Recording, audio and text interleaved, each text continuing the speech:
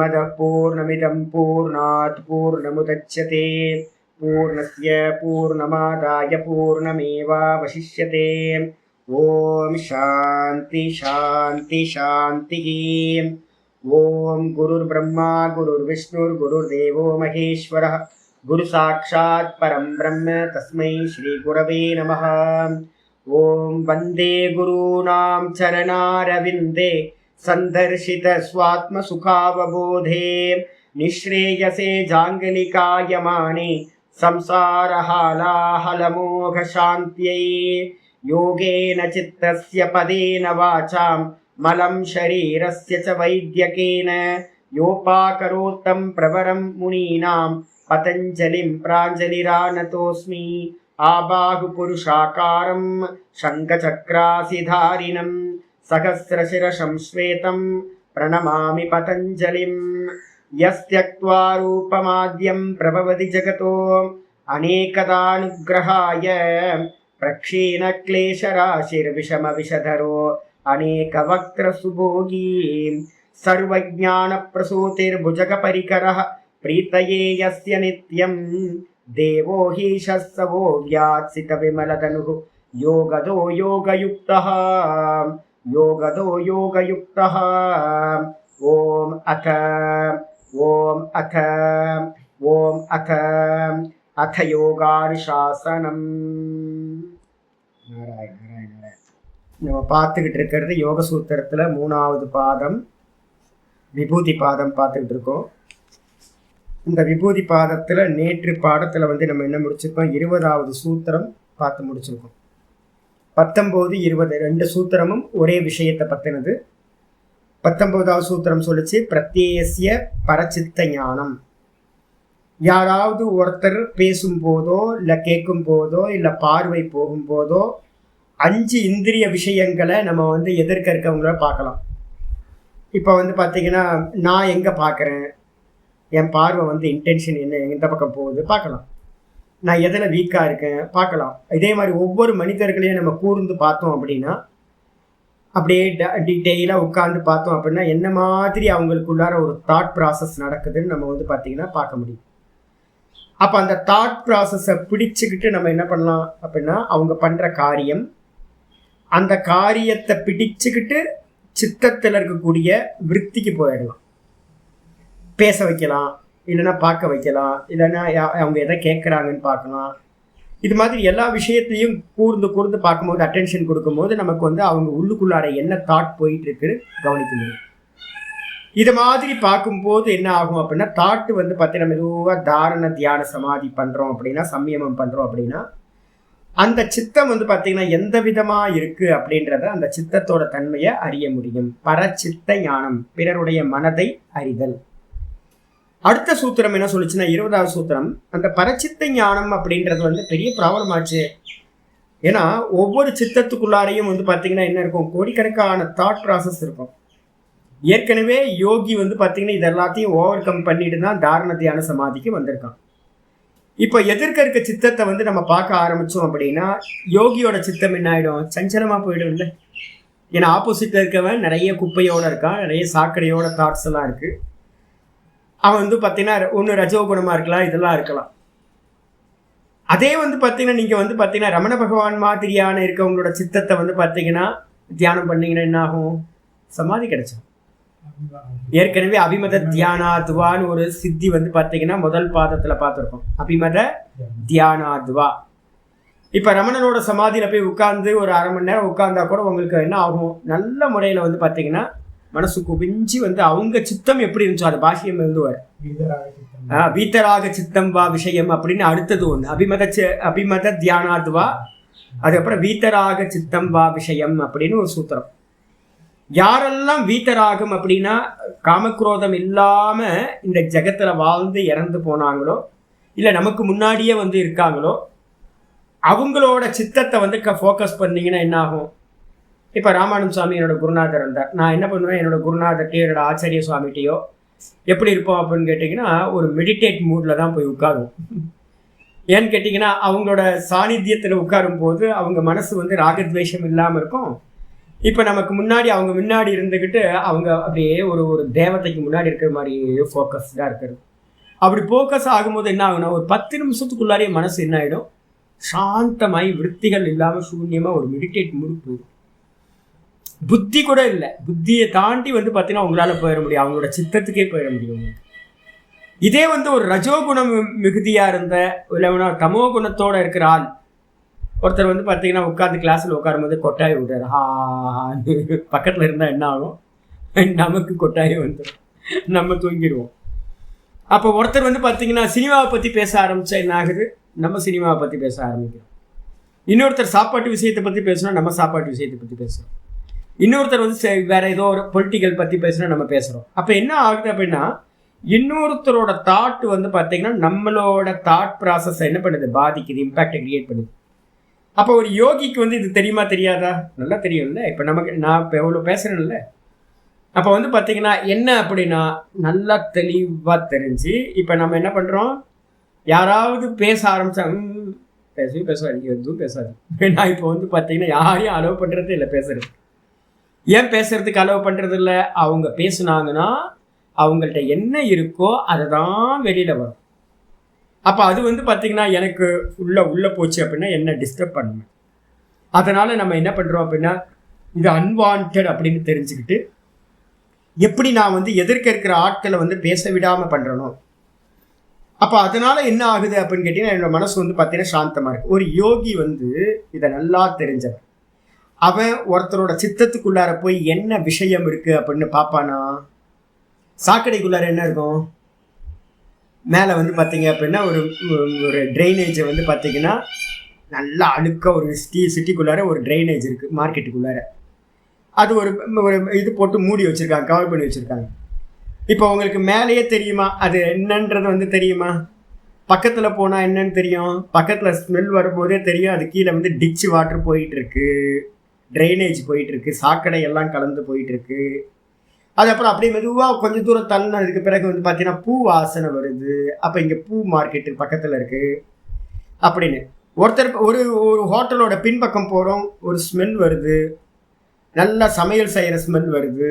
காலையிலேயே இன்றைக்கி யார் சமைச்சான்னு தெரியல, 5:30 மணிக்கெலாம் பார்த்தீங்கன்னா எனக்கு மூக்கை டிஸ்டர்ப் பண்ணுற மாதிரி ஏகப்பட்ட நல்ல நல்ல ஸ்மெல் தான். யார் பண்ணாங்க, இது மாமா மாமி பண்ணியிருக்க மாட்டாங்க. அப்போ எங்கேருந்தோ பார்த்தீங்கன்னா நல்ல டிஷ்ஷு காலையில் யார் பண்ணான்னு தெரில, உப்புமாவோ ஏதோ பண்ணுறாங்க, எனக்கு ஸ்மெல்லாக டிஸ்டர்ப் பண்ணிக்கிட்டே இருந்துச்சு. ஆந்திராக்காரர் காலையிலே பண்ணார், எவ்வளோ டிஸ்டர்ப்னா ரொம்ப டிஸ்டர்ப் பண்ணிடுச்சு. அப்போ நமக்கு தெரியுதா, ஹோட்டலுக்கு பின்னாடி போனால் ஒரு ஸ்மெல் வருது, சமையல் நடந்துக்கிட்டு இருக்கு அப்படின்னு தெரிஞ்சது. நான்வெஜ் ஹோட்டல் பக்கம் போனால் ஐயோ பேட் ஸ்மெல். இங்கே கிரிவலம் போகும்போது சில இடத்துலலாம் நான்வெஜ் தோப்பி வாழாவோ ஏதோ ஒரு வாழை, எல்லாத்துக்கும் பிரியாணி கடைக்கெல்லாம் ஒவ்வொரு பேரை கொடுத்து வச்சுருக்கோம். அதை கிராஸ் பண்ணி போகிறதுக்குள்ளார ஏதோ முன்னாடியே பார்த்தீங்கன்னா தொங்க விட்டுருக்கான் எல்லாத்தையும், ஒரே எல்லாம் அப்படியே ஸ்மெல் வந்துக்கிட்டே இருக்கு. அந்த ஏரியாவே 100 மீட்டரை கிராஸ் பண்ணும்போது, எப்போது வந்தீங்க அப்படின்னா இந்த நம்ம ஈசானி லிங்கத்தை கிராஸ் பண்ணும்போது என்னென்னா அது ஒரு இடம் இருக்குது, 100 மீட்டருக்கு பார்த்தீங்கன்னா ஒரே ஸ்மெல். நம்மளால் மூக்கை பிடிச்சிக்கிட்டு தான் போக முடியும். அப்போது நீங்கள் பார்க்கணுன்னு கூட அவசியம் இல்லை, அந்த ஏரியா 100 மீட்டர்ஸ்க்குள்ளார உள்ள என்ட்ராகும் போதே உங்களுக்கு என்ன ஆகிடும், ஸ்மெல் வந்துடும். ஒரு 100 மீட்டருக்கு பின்னாடி ஹோட்டலோட பின்பக்கமே ஒரு 10-20 மீட்டர்லேயே என்ன தெரிஞ்சிடும் உங்களுக்கு, ஹோட்டலோட சமையல் ஸ்மெல் வருது. இது மாதிரி ஒவ்வொன்றுத்துலேருந்து நம்ம வெளியில் பார்த்தே தெரிஞ்சுக்கிறோமா, உள்ளே போய் பார்க்கணுன்னு ஏதாவது அவசியம் இருக்கா? சாக்கடைக்குள்ளார உள்ளே புகுந்து அதில் என்ன சாக்கடை ஓடுதுன்னு எவனையாவது பார்ப்பானா? உள்ள முங்கி எடுத்து கங்கா மாதிரி உள்ள முங்கி இதில் என்னென்னலாம் இருக்குது அப்படின்னு என்னைக்காவது ஆராய்ச்சி பண்ணுவோமா, நம்ம சர்ச்சிங் பண்ணுவோமா? பண்ண மாட்டோம்ல. அதே மாதிரி யோகி என்ன பண்ணுவான் அப்படின்னு கேட்டிங்கன்னா, வெளியில் இருக்கக்கூடிய அந்த ரேடியேஷனை வச்சே பார்த்தீங்கன்னா கண்டுபிடிச்சிருவான், இந்த சித்தம் காமத்தோடு இருக்குது, இந்த சித்தம் குரோதத்தோடு இருக்குது, இந்த சித்தம் பார்த்தீங்கன்னா லோபத்தோடு இருக்குது. இது மாதிரி பார்த்தீங்கன்னா என்னோட ஒரு சிஷ்யர் இருப்பார். என்னோட சிஷ்யர் பார்த்தீங்க அப்படின்னா வயசானவர், ஆடிட்டர். அவர் என்ன பண்ணுவார்னா எங்கேயாவது நின்று தலையை சுரிஞ்சிட்டு இருப்பார். பழக்கடைக்காரன்ட்ட பார்த்தீங்கன்னா பழம் வாங்கிட்டு இருப்பார். நான் எங்கேயோ அந்த பக்கம் போகிறேன், போயிட்டு இருக்கும்போது பார்த்தீங்கன்னா இவர் தனியாக நின்று இப்படியோ அந்த அந்த ஸ்டைல் பார்த்தீங்கன்னா தெரியும். இந்த தலையை இப்படி சொரிச்சிட்டு இருப்பார். பக்கத்தில் போய் என்ன சாமி என்னாச்சு? இல்லை அவன் 55 ரூபா சொன்னான், என்னை ஏமாத்துறான்னு நினைக்கிறேன் நான். சாமி ஒரு 5 ரூபா தான் நான் பொழைச்சி போட்டு விடுங்க, எதுக்கு சாமி 5 ரூபா கொடுக்குறது அப்படின்னு பார்த்தீங்கன்னா தலையை சொரிஞ்சிட்டு இருப்பார். இது நிறைய வாட்டி நடந்து நடந்து நடந்து எனக்கு அபியாசமானதுனால நான் என்ன பண்ணுவேன் அப்படின்னா, அவர் எங்கெல்லாம் தலையை சொறிகிறாரோ அப்போ எனக்கு என்ன தெரிஞ்சிடும், லோப புத்தி வந்துருச்சு அவருக்கு, இப்போ லோபத்தோட இருக்கார் அப்படின்னு.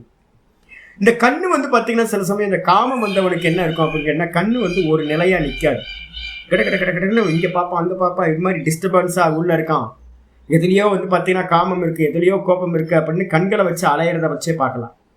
ஒருத்தரோட கண்கள் இமைக்கிறது கம்மியாகி, ரொம்ப இமைப்பு வந்து பார்த்தீங்கன்னா ரொம்ப கம்மியாகி சாந்தமாக ஒரு நிலைப்பட்டிருக்கு அப்படின்னா, அவர் நல்ல சத்துவ குணத்தோட நல்ல ஈஸ்வர பக்தியோ ஞானத்தோடையோ சாந்தமா இருக்கார் அப்படின்னு கண்டுபிடிச்சாங்க விவேகானந்தர். நிறைய யாரா இருந்தாலும் நீங்களே மெடிடேட் பண்ணிட்டு கொஞ்சம் இருந்தீங்கன்னா அப்படியே கண்ணு இமைக்காமையே இருக்கும். ரஜோகுணம் போகும்போது கண்கள் இமைக்கிறது நிறைய நடக்கும். இதெல்லாம் வந்து பார்த்தீங்கன்னா பார்க்கவே தெரிஞ்சிடும், அதுக்குள்ளார போய் பார்க்கணுன்ற அவசியம் இல்லை. சரி, உள்ள போய் பார்த்தா என்ன ஆகும்? உள்ள போய் பார்த்தீங்க அப்படின்னா பெரியவங்களை தவிர்த்துட்டு மற்றவங்க எல்லாத்தோட சித்தத்தையும் நீங்க பார்த்தீங்கன்னா அங்க இருக்க குப்பை வந்து பார்த்தீங்கன்னா நமக்கு மேல வந்துடும். அப்போ அதனால கேள்வி வருது என்னன்னு கேட்டீங்கன்னா, 20வது சூத்திரம் ரொம்ப தெளிவா சொல்லுது, நச்ச தத ஆலம்பனம் தஸ்ய அபிஷயி பூதத்வாத். இந்த யோகிக்கு வந்து பார்த்தீங்கன்னா தத்து ந ஆலம்பனம் தத்து ந சாலம்பனம் பவதி. அவனுடைய சித்தத்தில் இருக்கிற விஷயங்களோட வந்து பார்த்தீங்கன்னா அவனுக்கு தழுவுதல் உண்டாகாது. ஆலம்பனம்னா ஆலம்பனம்ன்றதுக்கு அர்த்தம் பிடிச்சுக்கிறது, போய் உள்ள போய் சர்ச்சிங் பண்ணிக்கிறது, தழுவிக்கிறது, ஹக் பண்றது, அதுக்கெல்லாம் ஆலம்பனம்னு பேர், விஷயம் பண்றது. அப்போ வந்து பார்த்தீங்கன்னா இவனுடைய சித்தம் எதிர்க்க இருக்க பர்சனோட பரச்சித்தத்தோட வந்து என்ன ஆகாது, போய் தழுவுதல் நடக்காது, உள்ள போய் என்ன குப்பை இருக்குன்னு பார்க்காது. அப்ப என்ன பண்ணுவோம் அப்படின்னு கேட்டா, ஏன் சுவாமி அப்படின்னு கேட்டா, தது தஸ்ய அவிஷயத்வாத். அந்த யோகிக்கு வந்து பாத்தீங்கன்னா அந்த உள்ள இருக்க குப்பைகளானது விஷயம் இல்லை, அதை தெரிஞ்சுக்கிட்டு இவனுக்கு ஒரு மோட்சமும் கிடைக்காது. அப்ப அவன் என்ன பண்ணுவான் அப்படின்னு கேட்டீங்கன்னா, சித்தம் என்ன வாசனையில இருக்கு அது தெரிஞ்சிடும். மீன் மார்க்கெட்டா, இல்ல வந்து பாத்தீங்கன்னா பிரியாணி ஷாப்பா, இல்ல வந்து பூக்கடையா, இல்ல கோயில் சத்தம் கேட்டா தெரிஞ்சிடும்ல, மெதுவா சத்தம் கேட்கும். என்னோட பக்கத்தில் வந்து இப்போ கிளாஸ் பழைய கிளாஸில் எடுத்து பார்த்தீங்கன்னா இப்போ தெரிய எல்லாத்துக்கும் ஒன்று குருவிகள் கிளிகள் சத்தம் கேட்கும், ஏன்னா இது வந்து பார்த்தீங்கன்னா மயில் வந்து பார்த்தீங்கன்னா அக்கா அக்காவும் கத்திக்கிட்டு இருக்கும். இதை வச்சு நீங்கள் என்ன கேட்கலாம், சாமி இருக்கிற இடம் வந்து பார்த்தீங்கன்னா நல்ல இடம் இருக்குது போல இருக்குது, உள்பக்கம் இது இருக்குது. இதே பழைய கிளாஸ் கேட்டிங்கன்னா எல்லா கிளாஸ்லேயும் காலையில் என்ன இருக்குன்னு கேட்டிங்கன்னா மணி அடிக்கிற சத்தம் கேட்டுக்கிட்டே இருக்கும். ஆரத்தி மணி அடிக்கிற சத்தம் டும் டும் டும் டும் டும் டும்னு கேட்கும், இல்லைன்னா மணி அடிச்சுக்கிட்டே இருப்பாங்க இந்த சின்ன மணிஷா. அப்ப தெரிஞ்சுக்கலாம் என்னன்னா, சாமி வந்து பார்த்தீங்கன்னா ஏதோ கோயில் பக்கத்துல இருந்து பாடம் எடுக்கிறார், போதுமே இது. அப்போ எந்த ஒரு சித்தத்துல இருக்கிற விஷயமா இருக்கட்டும், டீட்டெயில் போகாம அவனுக்கு சித்தம் எந்த தன்மையோட இருக்குன்னு மட்டும் தெரிஞ்சுப்பான்.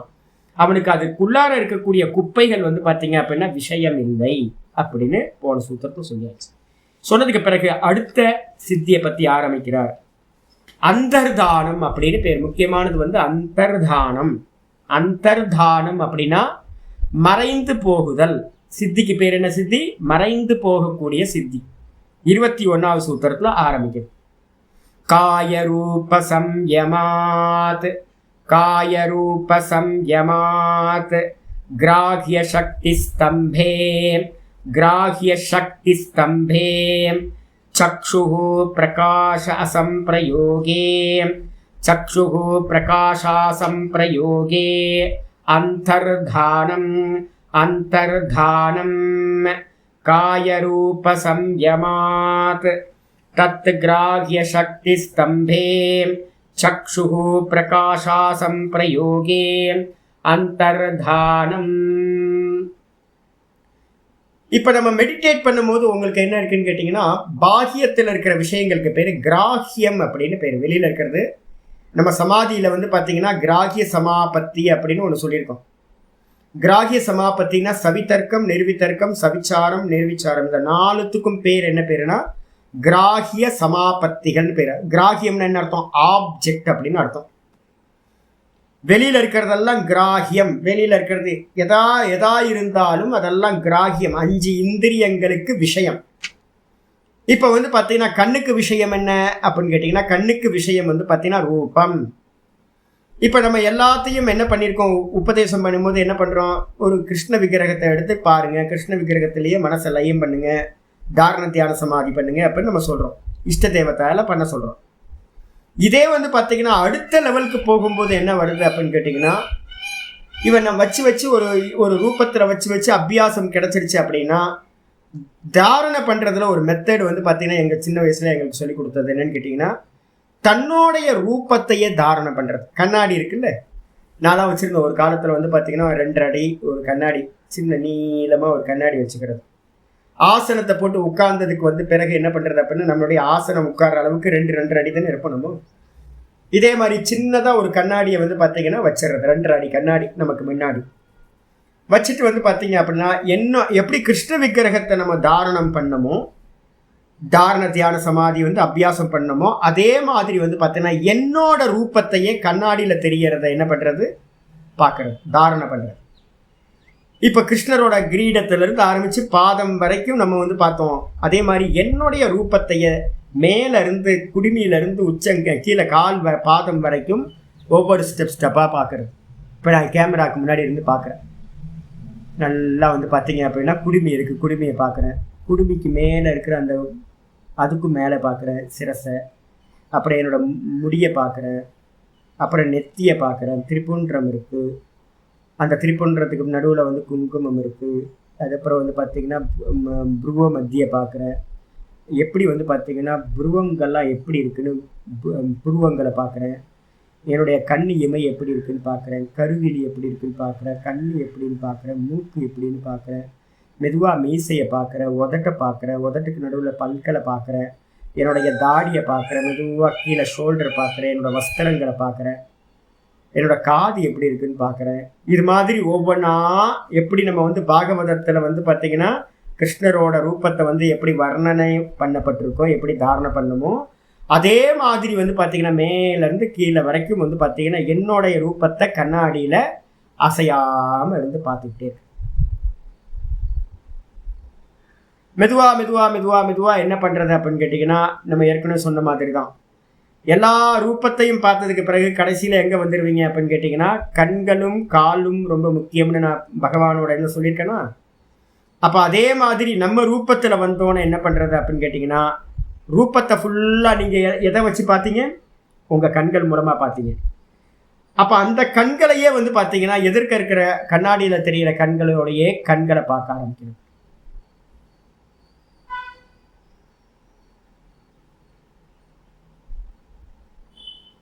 திராட்டக்கில் ஒரு முக்கியமான திராட்டக், இது ரொம்ப ரொம்ப வீரியமான திராட்டக்.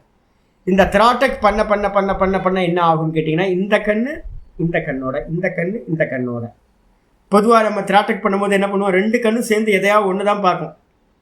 இப்போ என்ன பண்ண போகிறோம், திராட்டக் பண்ண பண்ண பண்ண இந்த லெஃப்ட் சைடுக்கு கண்ணு லெஃப்ட் சைடு கண்ணை, ரைட் சைடு கண்ணு ரைட் சைடு கண்ணை நல்லா பார்க்குறது. பக்கத்தில் வந்து பார்த்தீங்கன்னா ஒரு 3 அடி 1 அடி 1.5 அடியிலேயே வச்சுக்கிறது. இந்த கண்ணாடியை நம்ம ஸ்பேஸ், இந்த கண்ணாடியை முகம் பார்க்குற கண்ணாடி வச்சுக்கிட்டு அப்படியே பார்த்துக்கிட்டே இருக்கு.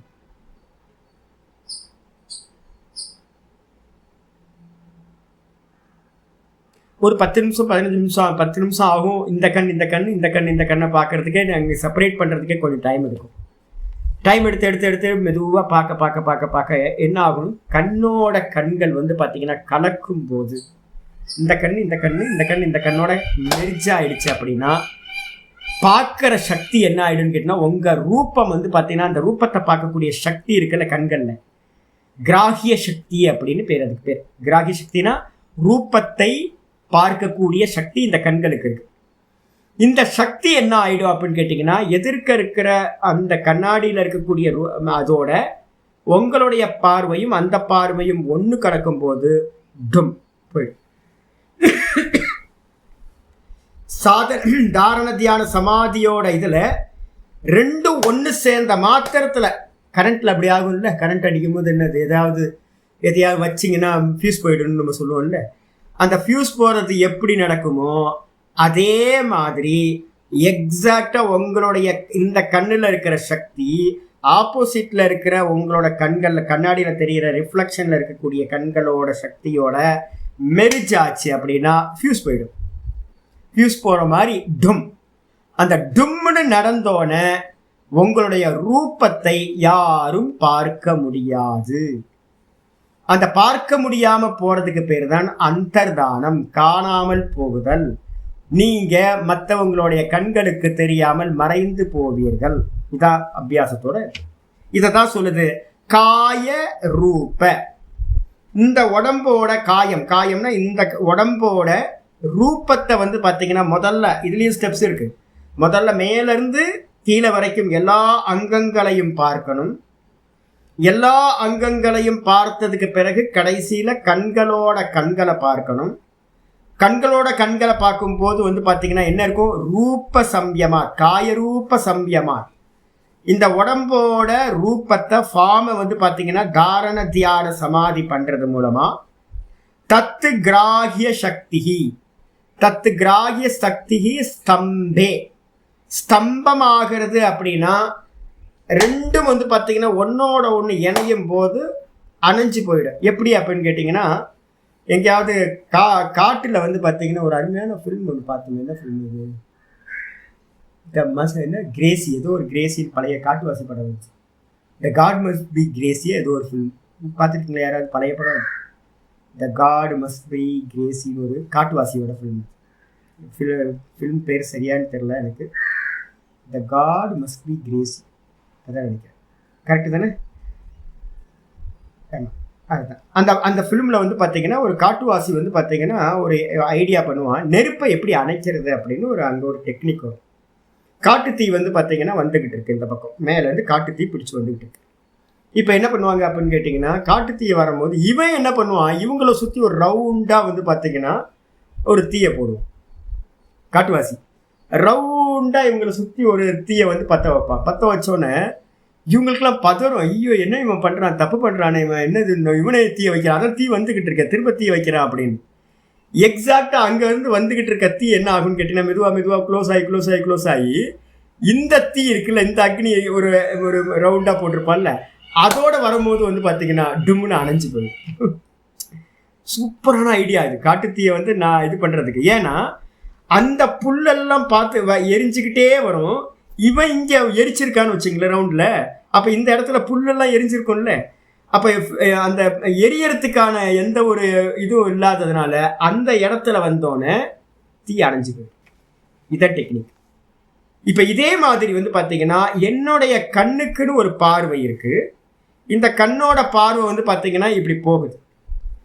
எதிர்க்க வந்து பார்த்தீங்கன்னா கண்ணாடியில் வந்து ரிஃப்ளெக்ஷன் தெரியுது. அந்த ரிஃப்ளெக்ஷனோட சக்தி ஒன்று இருக்கா, அந்த ரிஃப்ளெக்ஷனோட சக்தியும் இந்த ரிஃப்ளெக்ஷனோட சக்தியும் ஒன்று சேர்ந்துச்சு அப்படின்னா டும், நீங்கள் வந்து இந்த லோக்கத்தில் இருக்கிற யாரோட கண்களுக்கும் தெரியாமல் போயிடுங்க. எப்படி தீ அணைஞ்சு போயிடுமோ அது மாதிரி டும்னு நீங்கள் போயிடுவீங்க. இதுதான் வந்து பார்த்தீங்கன்னா கிராகிய சக்தி ஸ்தம்பே, பார்க்கின்ற சக்தி வந்து பார்த்தீங்கன்னா ஸ்தம்பனமாயிடும், தடுத்து நிறுத்தப்படும். அக்னி எப்படி ஃபியல் இல்லாமல் அணைஞ்சு போதோ காட்டுத்தீ, அதே மாதிரி வந்து பார்த்தீங்கன்னா இதுவும் நடக்கும். அதனால வந்து பார்த்தீங்கன்னா சக்ஷுகு பிரகாஷ அசம்பிரயோகே, கண்கள் வந்து பார்த்தீங்க அப்படின்னா இந்த கண்கள் எதிர்க்க இருக்கிற என்னுடைய கண்களோட பார்வை சக்தி இருக்குல்ல, ரிஃப்ளெக்ஷனோட பார்வை சக்தியோட இந்த ஒரிஜினல் கண்களோட பார்வை சக்தி ஒன்று கூடும் போது அந்த இடத்துல வந்து பார்த்தீங்க அப்படின்னா அதில் இருக்கிற பிரகாசம் வந்து பார்த்தீங்கன்னா என்ன ஆகும், அசம்பிரயோகே, ரெண்டும் ஒன்று கலந்துரும். வேற வேறன்னு பார்க்காம ஒன்று கலந்த மாத்திரத்தில் சம்பந்தம் இல்லாமல் போய்விடும். அதனால வந்து பார்த்தீங்கன்னா இவன் யாருடைய கண்களுக்கும் தெரியாமல் இவனுடைய பாடி அந்தர்தானம்னு சொல்லக்கூடிய மறைந்து போகுதலை அடைகிறது. இதான் சூத்திரத்தோட மீனிங். ஆமாம், டெக்னிக். இப்போ வந்து பார்த்தீங்கன்னா இப்போ நான் வந்து பிகினிங் தான் உங்களுக்கு சொல்கிறேன். பிகினிங் வந்து பார்த்தீங்கன்னா என்ன பண்ணணும், ஒரு கண்ணாடி அப்படின்னு. இப்போ வந்து கண்ணாடியை நான் பார்த்து பண்ணுறதுன்னு ஒன்று வச்சுக்கோங்க. இப்போ நான் வந்து பார்த்தீங்கன்னா சவிதர்க்கம், நிர்விதர்க்கம், சவிச்சாரம், நிர்விச்சாரம், அதுக்கப்புறம் அடுத்தது என்ன சொல்லிட்டேன், சானந்தம்னு ஒரு சமாபத்தி இருக்கா. இந்த சானந்த சமாபத்தியில் வந்து பார்த்தீங்கன்னா இந்திரியங்கள்லையே தாரணை பண்ணுறது, இல்லைன்னா மனசில் தாரணை பண்ணுறது, இந்த ரெண்டுத்துக்கும் பேர் சானந்த சமாபத்தி. இதே மாதிரி என்ன பண்ணுவாங்க, நான் மெதுவாக என்ன பார்த்து ஒரு ஹேபிட் வந்ததுக்கு பிறகு நான் என்ன பண்ணுவேன் அப்படின்னா, என் கண்களை மூடிக்கிட்டு என் கண்களிலேயே இருக்கக்கூடிய சக்தியை வந்து பார்த்தீங்கன்னா, பார்வை சக்தி எங்கே இருக்குது, கண்களில் தானே இருக்குது. இப்போ இந்த கண்களில் வந்து பார்த்தீங்கன்னா எனக்கு வந்து வெளியில் கண்ணாடி தேவையில்லை. ஃபஸ்ட்டு பிரைமரி தான் வந்து பார்த்தீங்கன்னா கண்ணாடியை வச்சு அபியாசம் பண்ணுறது. அதை தூக்கி ஓரமாக போட்டுட்டு என்னுடைய கண்ணை திறந்து பார்க்கறது. கண்ணை திறந்து வந்து பார்த்துக்கிட்டு மெதுவாக வந்து எதிர்க்க இருக்க ரூபத்தை பார்த்துக்கிட்டே இருப்பேன். ரூபத்தை பார்த்து பார்த்து பார்த்து இந்த ரூபத்தை விட்டுறதா. ரூபத்தை வந்து பார்த்தீங்கன்னா விட்டுட்டு உதாசீனப்படுத்திட்டு இந்த பார்க்கிற சக்தி இருக்கிற கண்களில் பார்க்கிற சக்தி, கண்களையே பார்க்க ஆரம்பிக்கிறது. இந்திரியத்திலேயே இப்போ வந்து எதிர்க்க கேமரா இருக்குது, கேமரா என்னுடைய ரூபத்தை பார்க்குறேன். அதுக்கப்புறம் அதை விட்டுட்டு வந்து பார்த்தீங்கன்னா என்ன பண்ணுறேன், என்னோடய கண்களையே மெடிடேட் பண்ண ஆரம்பிக்கிறேன். இந்த கண்கள் வந்து மெடிடேட் பண்ணும்போது என்ன ஆகும்னு கேட்டிங்கன்னா, இந்த கருவிழி வந்து மெதுவாக இதுக்குள்ளார போயிடும், உள்ள போயிடும், வெள்ளையாக தெரியும் கண். மெதுவாக அபியாசம் ஆக ஆக ஆக ஆக ஆக கருவிழி வந்து பார்த்தீங்கன்னா உள்ள பேய் மாதிரி இருக்கும். யாராவது பார்த்தாங்கன்னா பேய் இன்னும் கண்ணு வந்து பேய் மாதிரி இருக்குது, கருவிழியே காணுமே, ஐபாலே காணுமே அப்படின்னு இருக்கும். ஏன்னா ஐபால் வந்து பார்த்தீங்கன்னா மெதுவாக குவிஞ்சு உள்ளுக்குள்ளே போயிடும். அப்போ உங்களுடைய சக்தி எப்படி இருக்கும் அப்படின்னு கேட்டிங்கன்னா, சென்ஸ் ஆர்கன்ஸ் கண்ணையே பார்த்துக்கிட்டு இருக்கிறது. கண்ணில் இருக்கக்கூடிய அந்த இந்திரியத்தையே, இந்திரியம் தான் சக்தின்னு பேர். இந்திரியத்துக்கு பேர், பார்க்கின்ற சக்திக்கு பேர் தான் இந்திரியம். அப்போ அந்த கண்ணோட இந்திரியத்தையே பார்த்து அதுலேயே தாரணை, அதுலேயே தியானம், அதுலேயே சமாதி. இந்த மாதிரி பண்ண மாத்திரத்தில் அந்த கிராகிய சக்தின்னு சொல்லக்கூடிய அந்த இந்திரிய சக்தியை நீங்கள் மெடிடேட் பண்ணும்போது அந்த இந்திரிய சக்தி என்னாவது பிரேக் ஆகிடும். அப்படி பிரேக் ஆயிடுச்சு அப்படின்னா உங்களோட உருவத்தை மற்றவங்களால் பார்க்க முடியாது. இப்போ வள்ளலார் மாதிரி பெரியவங்களாம் என்ன பண்ணியிருப்பாங்க அப்படின்னு கேட்டிங்கன்னா, சவித்தர்க்கம், நிர்வித்தர்க்கம், சவிச்சாரம், நிர்விச்சாரம், சானந்தத்துக்கு போயிருப்பாங்க. அப்போ சானந்தத்துக்கு போனவங்க என்ன பண்ணுவாங்க அப்படின்னா, வெளியில் ஆப்ஜெக்ட்லாம் தேவையில்லைன்னா முதல் 2க்கு மட்டும்தான் ஆப்ஜெக்ட் வேணும். சவித்தர்க்கத்துக்கு ஒரு ஆப்ஜெக்ட் வேணும், கிருஷ்ண விக்கிரகத்தை பார்த்து தான் நான் பண்ணணும். அப்புறம் நிர்வித்தர்க்கம் போகும்போது என்ன பண்ணுவேன், கிருஷ்ண விக்கிரகத்தை பார்த்து அதோட தன்மாத்திரைக்கு போயிடுவேன். அப்போ இந்த 2த்துல மட்டும்தான் எனக்கு வந்து பார்த்தீங்கன்னா ஆப்போசிட்டில் ஒரு ஆப்ஜெக்ட் வேணும் மெடிடேட் பண்ணுறதுக்கு. சவிச்சாரமே ஆப்ஜெக்ட் வெளில வேணுமா அப்படின்னா சவிச்சாரம் தேவை இருக்காது. ஏன்னா வெளியில் விக்கிரகம் நான் ஏற்கனவே காப்பி பண்ணி உள்ளே வச்சுட்டேன். நான் எங்கேயோ ட்ராவல் பண்ணிகிட்டு இருக்கேன், என்னோட விக்கிரகம் கிருஷ்ண விக்கிரகத்தை வந்து பார்த்தீங்கன்னா கண்ணை மூடி உட்காந்துக்கிட்டு நான் எப்படி வெளியில் கிருஷ்ண விக்கிரகம் பார்த்தனோ அதே மாதிரி உள்ளே கொண்டுட்டு வருவேன். அப்போது சவிச்சாரத்துக்கே எனக்கு வெளியில் கிருஷ்ண விக்கிரகம் தேவையில்லை. அப்புறம் நிர்விச்சாரம் போகும்போது வந்து பார்த்தீங்கன்னா குணத்தியானம் நடந்துடும். கிருஷ்ணனோட ரூபத்தில் விட்டுட்டு நான் என்ன பண்ணுவேன், கிருஷ்ணனோட கல்யாண குணங்களில் பண்ண ஆரம்பிப்பேன். இந்த 4க்கும் பேர் வந்து பார்த்தீங்கன்னா கிராகிய சமாபத்தின்னு பேர். இதுக்கு அடுத்தது வந்து சானந்த சமாபத்திக்கு பேர் என்ன பேருனா கிரகண சமாபத்தி அப்படின்னு பேர். சானந்தத்துக்கு பேர் என்ன பேர், கிரகண சமாபத்தி. கிரகணம்னா என்ன அர்த்தம்னா இன்ஸ்ட்ருமெண்ட். எது இன்ஸ்ட்ருமெண்ட் அப்படின்னா நம்ம இந்திரியங்கள் மூலமாக விஷயங்களை பார்க்குறோம், அறியறோம். அதுக்கப்புறம் வந்து மனசு மூலமாக இந்திரியங்களை விஷயங்களை பார்க்குறோம். இப்போ நான் என்ன பண்ண போகிறேன் அப்படின்னா, இந்திரியங்களை வந்து பார்த்தீங்கன்னா நான் பார்க்க போகிறேன், இந்திரியங்களை பார்க்குறேன். இந்திரியத்தில் பிரதான இந்திரியம் எது, கண்ணு. கண்ணோட இந்திரியத்தையே ஃபோக்கஸ் பண்ண ஆரம்பிக்கிறது. அப்போ ஆப்ஜெக்ட் எல்லாம் டைல்யூஷன் ஆகிடும். என்ன ஆகிடும், எல்லாம் போயிடும். போனதுக்கு பிறகு வந்து பார்த்தீங்கன்னா நான் என்னுடைய கண்களையே பார்த்து மெடிடேட் பண்ணேன், போயிடும். வள்ளலார் பண்ணது வந்து பார்த்தீங்க அப்படின்னா அவர் சமாதியான எல்லா பஞ்சபூதங்களை பின்னாடி வரப்போகுது, உங்களுக்கு கைவல்ய பாதத்தில் வரப்போகுது. பஞ்சபூதங்களையும் வந்து பார்த்தீங்கன்னா அந்தந்த பூத்தங்களில் கலக்கிற சாமர்த்தியம் யோகிக்கு இருக்கு.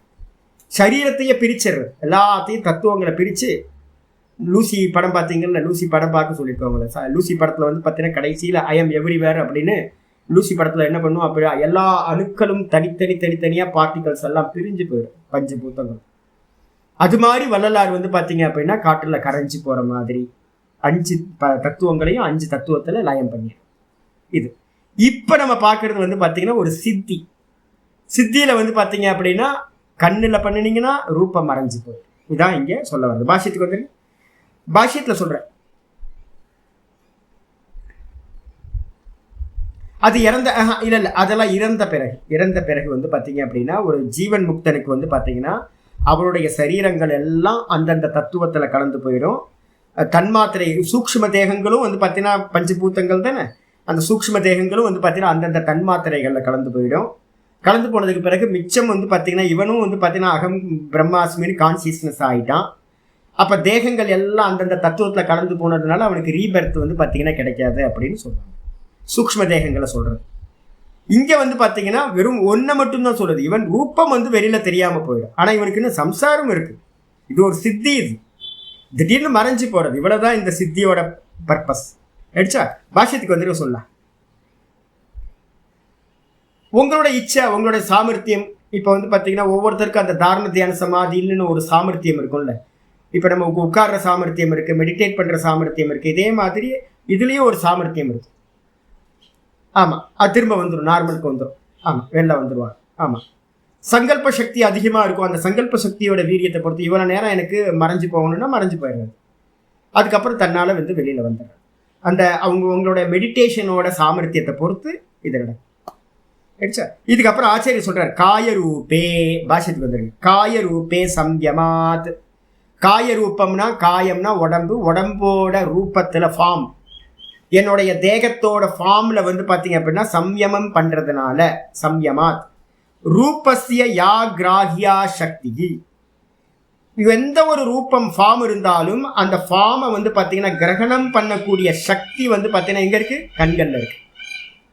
நம்ம அதனால தான் நம்ம என்ன பண்ணுறோம், நம்ம பார்க்கும்போதே வந்து வெளியில் ஒரு சக்தி இருந்தால் மட்டும்தான், ஒவ்வொரு ரூபத்துலேயும் ஒரு சக்தி இருந்தால் மட்டும்தான் நம்ம பார்க்க முடியும். ஏன் ஆகாசத்தை பார்க்க முடியல? கண்ணால் ஆகாசத்தை பார்க்க முடியுமா? பார்க்க முடியாது. ஏன்? ஆகாசத்துக்கு வந்து பார்த்தீங்க அப்படின்னா பார்க்குற தன்மை வந்து பார்த்தீங்கன்னா அங்கே இல்லை, சக்தி வந்து பார்த்தீங்கன்னா அங்கே இல்லை. வாயுவை பார்க்க முடியுமா? வாயுவை கண்ணில் பார்க்க முடியல. ஏன் அப்படின்னு கேட்டிங்கன்னா பார்க்குற சக்தி, பார்க்கக்கூடிய சக்தி, விசிபிள் ஆகிற சக்தி வந்து பார்த்தீங்கன்னா ஆகாசத்துலேயும் வாயுலேயும் இல்லை. அப்போ எங்கே வந்து பார்த்தீங்கன்னா ஸ்டார்ட் ஆகுது அப்படின்னு கேட்டிங்கன்னா முதல் ஸ்டார்ட் ஆகிறது அக்னி தத்துவத்திலிருந்து தான் நமக்கு ஃபார்ம் ஸ்டார்ட் ஆகுது. அதனால தான் வந்து பார்த்தீங்கன்னா அக்னி, ஜலம், பிருத்திவி, இந்த 3 தத்துவங்களை தான் நம்மளால் என்ன பண்ண முடியும், இந்த கண்களால் பார்க்க முடியும். அப்போ நமக்கு நல்லா தெரியணும் என்னன்னு கேட்டிங்கன்னா 2 பூத்தங்களுக்கு பேர் வந்து பார்த்தீங்கன்னா அமூர்த்த திரவியம்னே பேர். அதுக்கு என்ன பேர்? அமூர்த்த திரவியம். மூர்த்த திரவியம்னா 3, பிருத்திவி, ஜலம், அக்னி, 3த்துக்கு பேர் மூர்த்த திரவியம். வாயு, ஆகாசத்துக்கு பேர் அமூர்த்த திரவியம். அமூர்த்தம்னு என்ன அர்த்தம்? ஃபார்ம்லெஸ் பதார்த்தங்கள். அதனால நமக்கு வந்து பார்த்தீங்கன்னா ஏன் ஃபார்ம்லெஸ் அப்படின்னு கேட்டிங்கன்னா அதில் அந்த சக்தி இல்லை, 2த்துலேயும் பார்க்குற சக்தி.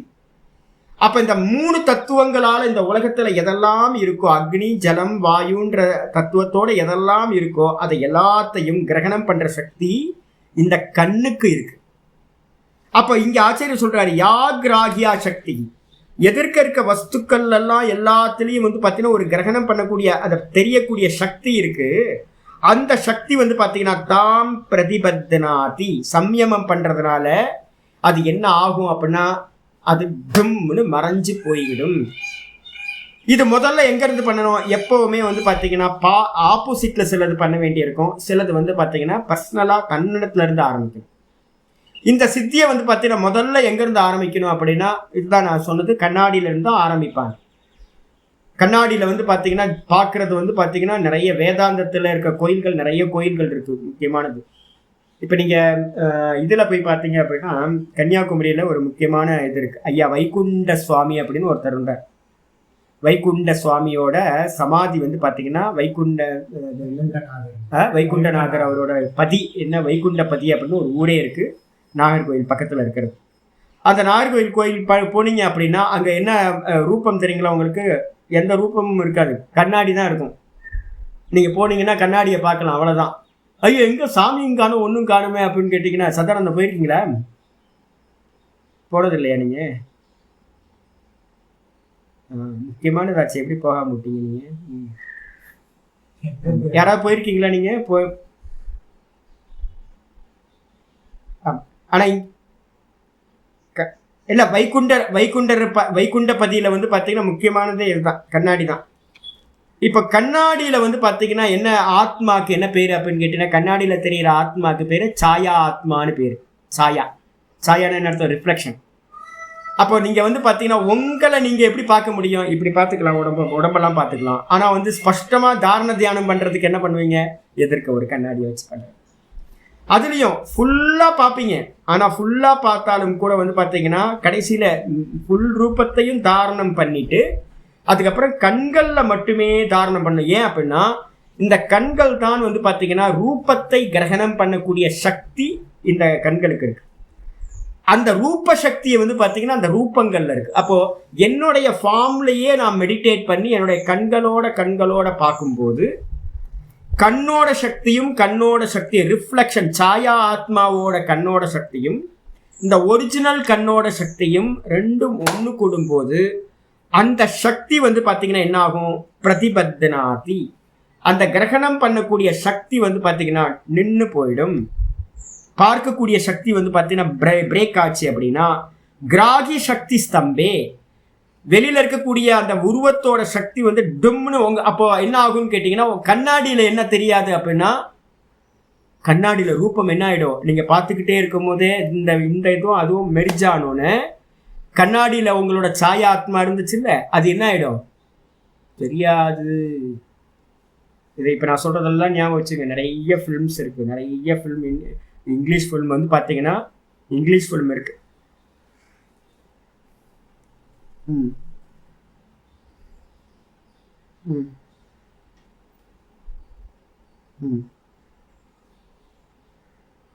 பிளைன் ஆயிடுமா? ஆனா இது வந்து பிளைன் ஆயிடும். உங்களுக்கு கண்ணாடியில வந்து ஆள் தெரியாது. இப்ப நீங்க சொல்லுவோம்ல, என்னன்னு கேட்டீங்கன்னா, பேய் எல்லாம் வந்து பாத்தீங்கன்னா கேமரால விழுவாதுன்னு நம்ம சொல்லுவோம் தெரியுங்களா? பேயை வந்து ஃபோட்டோ எடுக்கிறீங்கன்னு வச்சுங்களேன், யாரோ வந்தாங்க போனாங்கன்னு தெரிய முடியும். ஆனால் வந்து பார்த்தீங்க அப்படின்னா அந்த உருவம் தெரியாது. ஆனால் வந்து பார்த்தீங்க அப்படின்னா பேயோட இதில் வந்து அந்த பேய் வந்து எதையோ ஒரு சைக்கிளை தள்ளிக்கிட்டு போகுதுன்னு வச்சுங்க, சைக்கிள் தெரியும் உங்களுக்கு, ஆனால் அந்த பேய் யார் தள்ளிக்கிட்டு போகிறான்னு தெரியாது. நிறைய இங்கிலீஷ் ஃபிலிம்ஸ் இருக்குது. அதுக்கு என்ன பேர் அப்படின்னு கேட்டிங்கன்னா, அந்த பேர் வந்து சாயா ஆத்மான்னு பேர். பேய்க்கு பேரே சாயா ஆத்மான்னு பேர், நிழல். இப்போ நீங்கள் த்ராட்டக் பண்ணும் போது பார்க்கிற சக்தி இருக்குல்ல, பார்க்கிற சக்தி உங்களுடைய ரூபத்தை பார்த்து பார்த்து பார்த்து உங்க கண்ணாடியில உங்க ரூபம் தெரியுதுல்ல, மெர்ஜ் ஆகுதுல்ல, அந்த எங்க மெர்ஜ் ஆகுதோ அந்த இடத்துல அந்த க்ஷணத்துல கண்ணாடியில தெரிகிற ரூபம் என்ன ஆயிடும்? இல்லாம போயிடும். மற்றவங்களால ஏன் இல்லாம போகுது அப்படின்னா, மற்றவங்களுக்கும் இந்த தேகம் வந்து பாத்தீங்கன்னா, ஏன்னா இந்த தேகத்துக்கு பேரே சாயாத்மா. சாயாத்மா வந்து பாத்தீங்கன்னா இல்லாம போயிடும். அதே தான் நடக்கும். மூர்த்தத்தை எப்போ நீங்கள் வந்து பார்த்தீங்கன்னா மெர்ஜ் ஆகுறீங்களோ அப்போ வந்து பார்த்தீங்கன்னா நீங்கள் அந்த சொருப்பத்துக்கு போயிடுவீங்க. இந்த ரூபம் மறைஞ்சு போயிடும். முதல்ல நடக்கிறது சவிதர்க்கம். சவிதர்க்கத்தில் ரூபம் இருக்கும். நிர்வித்தர்க்கம் போகும்போதே உங்களுக்கு என்ன ஆகும்னு கேட்டிங்கன்னா, ரூபத்தை தாண்டி போகும்போது என்ன ஆகிடும்? ரூபம் மறைஞ்சு போயிடும். நிர்வித்தர்க்கத்தில் ரூபம் இருக்காது, தன்மாத்திரைக்கு போயிடுவீங்க. சவிச்சாரத்துல வந்து பாத்தீங்க அப்படின்னா சூக்ஷ்மம், கண்ணுல தெரிகிற ரூபம். நிர்விச்சாரத்துல ரூபம் பிரதானம் இல்லை, ரூபம் தெரியவே தெரியாது உங்களுக்கு. பாவசமாதி.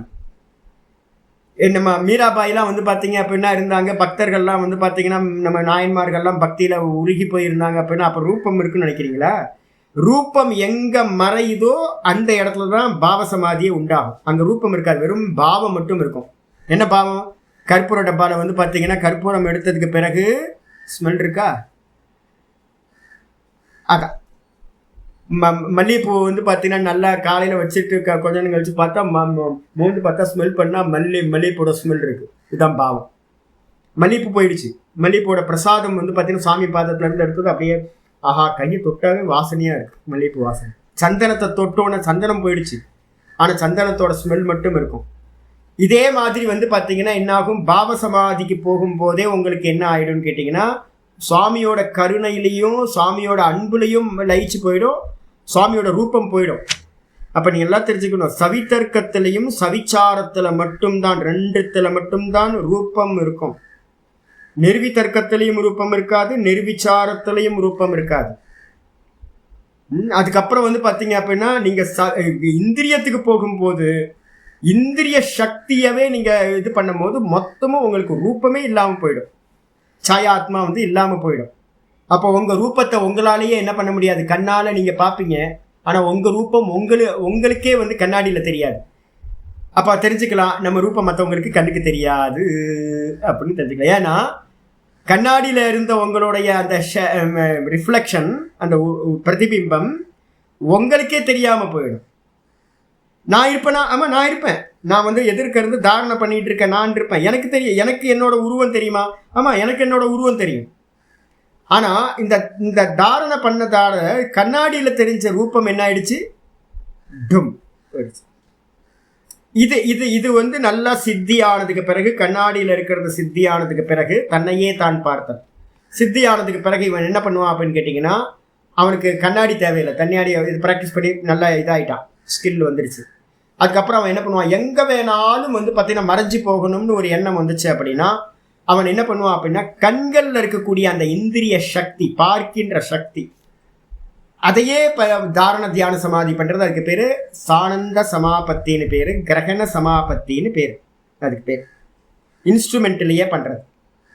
அப்படி பண்ணும்போது வந்து பார்த்தீங்க அப்படின்னா இந்திரியங்களோட சக்தி இது வந்து கண்ணில் மட்டும் இல்லை. ஆச்சாரியர் சொல்கிறார், கிராகிய சக்தி வந்து பார்த்தீங்கன்னா தம் பிரதிபத்னாதி கிராகிய சக்தி ஸ்தம்பே சதி.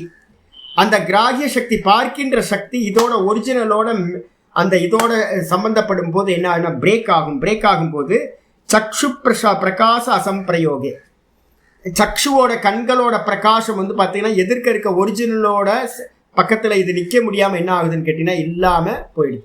மனசுலேருந்து நீங்கள் எதை பார்க்குறீங்க, இந்திரியத்தை பார்க்குறீங்க. மனசில் இருக்கக்கூடிய ஒரிஜினல் பார்வை வந்து மனசு, மனசில் இருக்கிற பார்வை சக்தி வந்து கண்ணுக்கு போய் அந்த கண்ணு தான் ரூபத்தை பிரகாசிக்குது. இப்போ நீங்கள் மனசால் கண்களையே பார்க்குறீங்க அப்படின்னும் போது அப்போ கண்களோட சக்தி என்னென்னா, நான் ஏற்கனவே காலையில் சொன்ன மாதிரி என்னென்னு கேட்டிங்கன்னா கண்ணாடியை தூக்கி சூரியனை நோக்கியே திருப்பினீங்கன்னா என்ன ஆகும், கண்ணாடியை ரிஃப்ளெக்ஷன் கண்ணாடியில் உண்டாகுது. கண்ணாடியை வந்து சூரியனை நோக்கியே திருப்புறீங்க, அப்போ என்ன ஆகும், மெர்ஜ் ஆகிடுமா? அப்போ அந்த இடத்துல தனியாக கண்ணாடியோட பிரகாசம் அப்படின்னு உங்களுக்கு ஏதாவது தெரியுமா? தெரியாது. இதே மாதிரி மனசில் இருக்கிற சக்தி தான் வந்து பார்க்குற சக்தி தான் இந்திரியத்துக்கு போகுது. நம்ம இந்திரியத்து வழியாக வெளியில் பார்க்குறோம். இப்போ இந்த இந்திரியமே இந்திரியத்தை மெடிடேட் பண்ணுறது அப்படின்னும் போது இந்திரியம் மனசை பார்க்குது. அப்போ என்ன ஆகும்னு கேட்டிங்கன்னா இந்த ரெண்டும் மெர்ஜ் ஆகும் போது ஒரிஜினல்ன்ற மனசு இருக்கும், ஆனால் இந்திரியம் என்ன ஆகிடும், டூப்ளிகேட். அதோட சக்தி சாமர்த்தியம் பிரேக் ஆகும். அப்படி பிரேக் ஆகும்போது வந்து பார்த்தீங்கன்னா அந்தர்தானம் உச்சியதே. அப்போ என்ன ஆகும்னு கேட்டிங்கன்னா எப்படி கண்ணாடியோட ரிஃப்ளெக்ஷன் சூரியனோட கலந்து போய் தெரியாமல் போயிடுதோ அதே மாதிரி இந்த கண்களோட பார்க்கின்ற சக்தி மனசோட சக்தியோட என்ன ஆகிடும், மெர்ஜ் ஆகிடும். அதனால் கண்களோட சக்தி இல்லாமல் போய்விடும். அதனால் என்ன ஆகும்னு கேட்டிங்கன்னா இந்த கண்கள் அக்னி தத்துவம் ரூபம் அப்படின்றது இதிலிருந்து தான் கிடைக்குது நமக்கு. அந்த சக்தி போன மாத்திரத்தில் என்ன ஆகும், உங்களுடைய தேகம் மறைஞ்சு போய்விடும். உங்களுக்கு மறைஞ்சதில்லை, உங்களா ரிஃப்ளெக்ஷன் தான் மறையும். உங்களுக்கு நீங்கள் பார்த்துக்க முடியும், என் கையை பார்க்கலாம், என் காலை பார்க்கலாம், எல்லாத்தையும் பார்க்கலாம். ஆனால் மற்றவங்களுக்கு வந்து பார்த்தீங்கன்னா நீங்கள் தெரிய மாட்டீர்கள். அந்தர்தானம் அப்படின்னு பேர் ஆகிவிடும். இது உச்சத்தை யோகினகா அந்தர்தானம் உத்தியத்தை, அந்தர்தானம் உத்தியத்தே யோகினக. அந்தர்தானம் யோகிகளால் அடையப்படுகின்றது. சரி, இது மட்டுமா சுவாமி அப்படின்னு கேட்டிங்கன்னா சூத்திரத்தில் வந்து பார்த்தீங்கன்னா இவ்வளோ தான் இருக்குது. சில புஸ்தகங்களில் எப்படி இருக்குது அப்படின்னா இந்த லாஸ்ட் வந்து பார்த்தீங்கன்னா வேற ஒரு இருக்குது, நம்ம இதுலேயும் புக்கில் வேற புக்கில் அப்படி தான் போட்டுருந்துச்சு. 22வது சூத்திரமாக என்ன பண்ணியிருந்தாங்கன்னா இதுக்கு அடுத்த சப்தத்தை அப்படியே எழுதிருக்காங்க பாஷ்யத்தில் இருக்கிறத. ஏத்தேன சப்தாதி அந்தர்தானம் முக்தம் வேதித்தவ்யம்னு இருக்குல்ல, அதை ஒரு சூத்திரமாகவே என்ன பண்ணியிருக்காங்கன்னா சில புஸ்தகங்களில் தனியாக எழுதியிருக்காங்க. அப்போ என்ன அர்த்தம் அப்படின்னு கேட்டிங்கன்னா நீங்கள் கண்ணில் கண்ணோட கண்ணு பார்த்து வந்து எப்படி வந்து ப்ராக்டிஸ் பண்ணி ஒரு கண்ணாடியை வச்சு ப்ராக்டிஸ் பண்ணி மறைஞ்சு போகிறத பண்ணிட்டீங்க பிரைமரி. அதுக்கு அடுத்து என்ன பண்ணணும்னு சொல்லியிருக்கேன், என் கண்ணையே கண்ணை பார்க்கறது, வெளியில் கண்ணாடியை தூக்கி ஓரமாக வச்சிடுறது. என் கண்ணோட இப்பயே பாருங்களேன், உங்களால் தெரியும் பாருங்கள், வெளியில் பார்க்குறீங்க, என்ன பார்க்குறீங்க, உங்கள் கண்ணையே நீங்கள் பார்க்க ஆரம்பிங்க, வெளியில் இருக்கிறதுலாம் மெர்ஜ் ஆகும். இப்போ நீங்கள் உங்கள் இத்தனை பேர் இருக்கும், இத்தனை பேரோட ரூபமும் என்ன ஆகிடும், வெளியில் இருக்கிறது. உங்கள் கண்ணை பாருங்கள், இப்போ கண்ணை ஆப்போசிட்டில் பார்க்கும்போது எனக்கு தனித்தனியாக நீங்கள் எல்லாம் தெரியுறீங்க, 53 பேர் இருக்கிறதும் தனித்தனியாக தெரியுறீங்க. நான் என் கண்ணை பார்க்க ஆரம்பிக்கும் போது எல்லாம் மெர்ஜ் ஆகிடுறீங்க. எல்லாமே வந்து பார்த்தீங்கன்னா எனக்கு அவுட் ஆஃப் ஃபோக்கஸ் ஆகுது. அப்படி ஆகும்போது கேமராவில் தான் நடக்குது. கேமராவில் ஒன்றை ஃபோக்கஸ் பண்ணும்போது மற்றதெல்லாம் என்ன ஆகிடுது, மெர்ஜ் ஆகிடுது. இல்லை உங்களுக்கு லைட்டாக தெரியும்ல, உங்களுக்கு எதை ஃபோக்கஸ் பண்ணுறீங்களோ அது மட்டும் நல்லா க்ளோஸ்அப்பில் நல்லா இது பண்ணிங்கன்னா அது மட்டும் நல்லா தெரியும், மற்றதெல்லாம் அவுட் ஆஃப் ஃபோக்கஸ் ஆகிடும். அதே மாதிரி வந்து பார்த்தீங்கன்னா நீங்கள் என்ன பண்ணுறீங்க, கண்ணையே பார்க்க ஆரம்பிக்கும் மெதுவாக அந்த பார்க்குற சக்தியில் வந்து பார்த்தீங்கன்னா மெடிடேட் ஆக ஆரம்பிச்சு. பார்க்குற சக்தியில் மெர்ஜி பண்ண எதால் பார்க்குறீங்க, மனசால கண்ணுன்ற இந்திரிய சக்தியை பார்க்க ஆரம்பிக்கிறீங்க. மனசுன்றது ஒரிஜினல், அந்த அதிலிருந்து வந்தது தான் பார்த்தீங்கன்னா அதோட ரிஃப்ளெக்ஷன் தான் எங்கே வருது, இந்திரியத்துக்கு வருது. அப்போ மனசுன்ற ஒரிஜினல் சக்தியினால இந்திரியத்தோட சக்தியை நீங்கள் என்ன பண்ணுறீங்க, பார்க்குறீங்க. அப்போ பார்க்கும்போது என்னன்னா ஒரிஜினலும் இந்த பிரதிபிம்பமும் மீட் பண்ணும்போது பிரதிபிம்பம் இல்லாமல் போயிடும். அது மாதிரி இந்த கண்களோட சக்தி பார்த்தீங்கன்னா டும். எப்போ டும்னு மறைஞ்சு போகுதோ அப்போ பார்த்தீங்கன்னா உங்களுடைய பாடி மற்றவங்களுடைய பார்வைக்கு தெரியாமல் போய்விடும். இதான் பார்த்தீங்கன்னா அந்தர்தானம்னு பேர். இந்திரியத்தில் தாரணம் பண்ணுறது. என் சுற்றி இருக்கிறவங்க எல்லாத்தோட இந்திரிய சக்தியும் ஒன்று தான். கண்ணுனா யாரு? சக்ஷு தேவதா பார்த்தீங்கன்னா சூரியா. இந்த சக்ஷுக்கு பார்த்தீங்கன்னா அதிஷ்டான தேவதா சூரியன், இந்திரிய சக்தி. அப்போ இந்திரியத்தில் மெடிடேட் பண்ணி அந்த இந்திரியத்தையே உங்களால் பிரேக் பண்ண முடிஞ்சதுன்னா அப்போ என்ன ஆகும், மற்றவங்க எல்லாத்தோட பார்வையில இருந்தும் நீங்கள் பார்க்கிற சக்தி, பார்க்கிற தன்மை உங்கள்கிட்ட இல்லாமல் போயிடும், பார்க்க முடியாமல் போயிடும். இதே மாதிரி பார்த்தீங்கன்னா ஏத்தேனா இதிலிருந்து சப்தாதி அந்தர்தான முக்தம் வேதித்தவ்யம். இதே மாதிரி பார்த்தீங்கன்னா மற்ற இந்திரிய விஷயங்களையும் சானந்த சமாபத்தி பண்றது மூலமா என்ன பண்ண முடியும். சானந்தத்தில் 2 அம்சம் இருக்கு. ஒன்று இந்திரியங்கள்ல மெடிடேட் பண்றது, 2வது மனசையே மெடிடேட் பண்றது. இப்போ நம்ம பண்றது பார்த்தீங்கன்னா இதுல சொல்லக்கூடியது பார்த்தீங்கன்னா இந்த 21ல சொல்றது இந்திரிய சக்தியில மட்டும், சானந்தத்தில் ஒரு பார்ட்டை மட்டும் தான் நம்ம இப்போ மெடிடேட் பண்றோம் இந்திரிய சக்தியிலேயே. இப்போ ரூபத்தை பார்த்து எனக்கு ஹேபிட் வந்துருச்சு அப்படின்னா அதே மாதிரி நான் என்ன பண்ணுவேன் அப்படின்னா சப்தத்தை மெடிடேட் பண்ணுறது. நான் இதெல்லாம் இன்னும் பௌத்த மதத்தில் இன்னும் நல்ல ஸ்ட்ராங்காக இருக்கும். என்ன பண்ணுறது அப்படின்னு கேட்டிங்கன்னா வெறும் இதில் விபாசனா போனீங்கன்னாவே இதெல்லாம் வந்துடும். விபாசனா 10 நாள் விபாசனா. இப்போ யாரோ போயிட்டு வந்தாங்க என்னன்னு தெரில. எல்லாம் ஒரே மாதிரி இருக்கா வேறு மாதிரி பண்ணுறாங்களான்னு தெரில. அப்போ பார்த்தீங்கன்னா சதானந்தம் போயிட்டு வந்தீங்களோ? இப்போது கொஞ்ச நாள் முன்னாடி போனீங்கல்ல இல்லையா? எங்க போகிறேன்னு சொல்லிட்டு நீங்கள் மெசேஜ்லாம் போட்டிருந்தீங்க. என்கிட்ட இருக்க மெசேஜ்லாம் இருக்குது. சாமி நான் விபாசனா போகிறேன்னு. அப்படியா? நீங்கள் இல்லைன்றார் அவர். மெசேஜ் அனுப்புகிறேன் பாருங்க உங்களுக்கு. நீங்கள் போட்டிருந்தீங்க சாமி நான் விபாசனா போகிறேன்னு போட்டிருந்தீங்க. சரி, யாராவது விபாசனா போயிருந்தீங்கன்னா அப்படின்னா உங்களுக்கு தெரியும். விபாசனாவில் பார்த்தீங்கன்னா இதெல்லாம் ஒவ்வொன்றா இருக்குது. ஒவ்வொரு ஸ்டெப் பை ஸ்டெப்பாக போவாங்க. ரூபம் மாதிரியே பார்த்தீங்க அப்படின்னா ஒரு நல்லா பார்த்தீங்கன்னா தம்புரா மியூசிக்கை போட்டுங்க. தம்புரா மியூசிக்கை போட்டுட்டு பார்த்தீங்கன்னா மெதுவாக அந்த சப்தத்தையே வாட்ச் பண்ணுங்க. சப்தத்தையே வாட்ச் பண்ணிக்கிட்டே இருக்கிறது. அதையே ஃபோக்கஸ் பண்ணி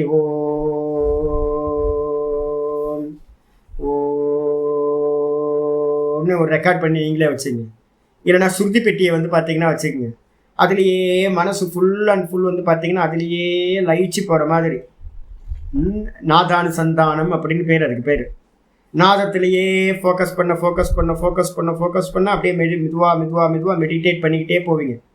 ஒரு டைமில் என்ன பண்ணுங்க அப்படின்னு கேட்டிங்கன்னா எப்படி நம்ம ரூபத்தை அவுட் ஆஃப் ஃபோக்கஸ் பண்ணி கண்ணையே மெடிடேட் பண்ணுறோமோ அதே மாதிரி என்ன பண்ணணும், சப்தத்தை அவுட் ஆஃப் ஃபோக்கஸ் பண்ணி சப்தத்தை கிரகணம் பண்ணக்கூடிய காதையே அந்த ஸ்ரோத்திர இந்திரியம், அந்த காதுன்ற இந்திரியத்தையே மெடிடேட் பண்ண ஆரம்பிக்கிறோம். அப்படி மெடிடேட் பண்ண என்ன ஆகும் அப்படின்னா சப்தங்களில் கிரகணம் பண்ணுற சக்தி தானே இந்த காதுக்கு இருக்குது. இதை பார்க்க எங்கேருந்து பார்க்குறீங்க? நீங்கள் மனசுலேருந்து இந்திரியத்தை பார்க்குறீங்க, மெடிடேட் பண்ணுறீங்க. அப்போ என்ன ஆகுன்னு கேட்டிங்கன்னா மனசோட சக்தி தான் ரிஃப்ளெக்ட் ஆகிறது தான் இந்த இந்திரியத்தில் பட்டு ரிஃப்ளெக்ட் ஆகுது. அப்போது ஒரிஜினலும் இந்த ரிஃப்ளெக்ஷனும் ஒன்றாகும் போது அந்த காதில் இருக்கக்கூடிய ஸ்ரோத்திர இந்திரிய சக்தி டும் இதாகிடும். டும்னு போன மாத்திரத்தில் வேற எதுவும் இல்லை, சிம்பிளுங்க. சூரியன்லேருந்து லைட்டு வருது, கண்ணாடியில் பட்டு இப்படி திருப்புறீங்க, இப்போ வெளியில் பிரகாசிக்குது. இந்த கண்ணாடியை திரும்ப இப்படி திருப்பி சூரியனை நோக்கி திருப்பினீங்கன்னா என்ன ஆகிடும்? இதோட இந்த கண்ணாடியோட சக்தி அந்த சூரியனோட சக்தியோட மெரிஜாச்சா இல்லாமல் போச்சுன்னு சொல்லலாமா? இதுக்குன்னு ஒரு தனி சாமர்த்தியம் இல்லை, மெரிஜு. அப்போ அதே மாதிரி தான் பார்த்தீங்கன்னா காதோட சக்தி என்ன ஆகிடும்னு கேட்டிங்கன்னா மனசோட சக்தியோட டும் ஆயிடும். அப்போ பார்த்தீங்கன்னா இந்திரியம்ன்றது பார்த்தீங்கன்னா எல்லாத்துக்கும் காமன். என்ன அர்த்தம்? இந்த உலகத்தில் இருக்கிற எல்லா காதுகளும் ஒரே இந்திரிய சக்தி தான், ஒரே தேவதா.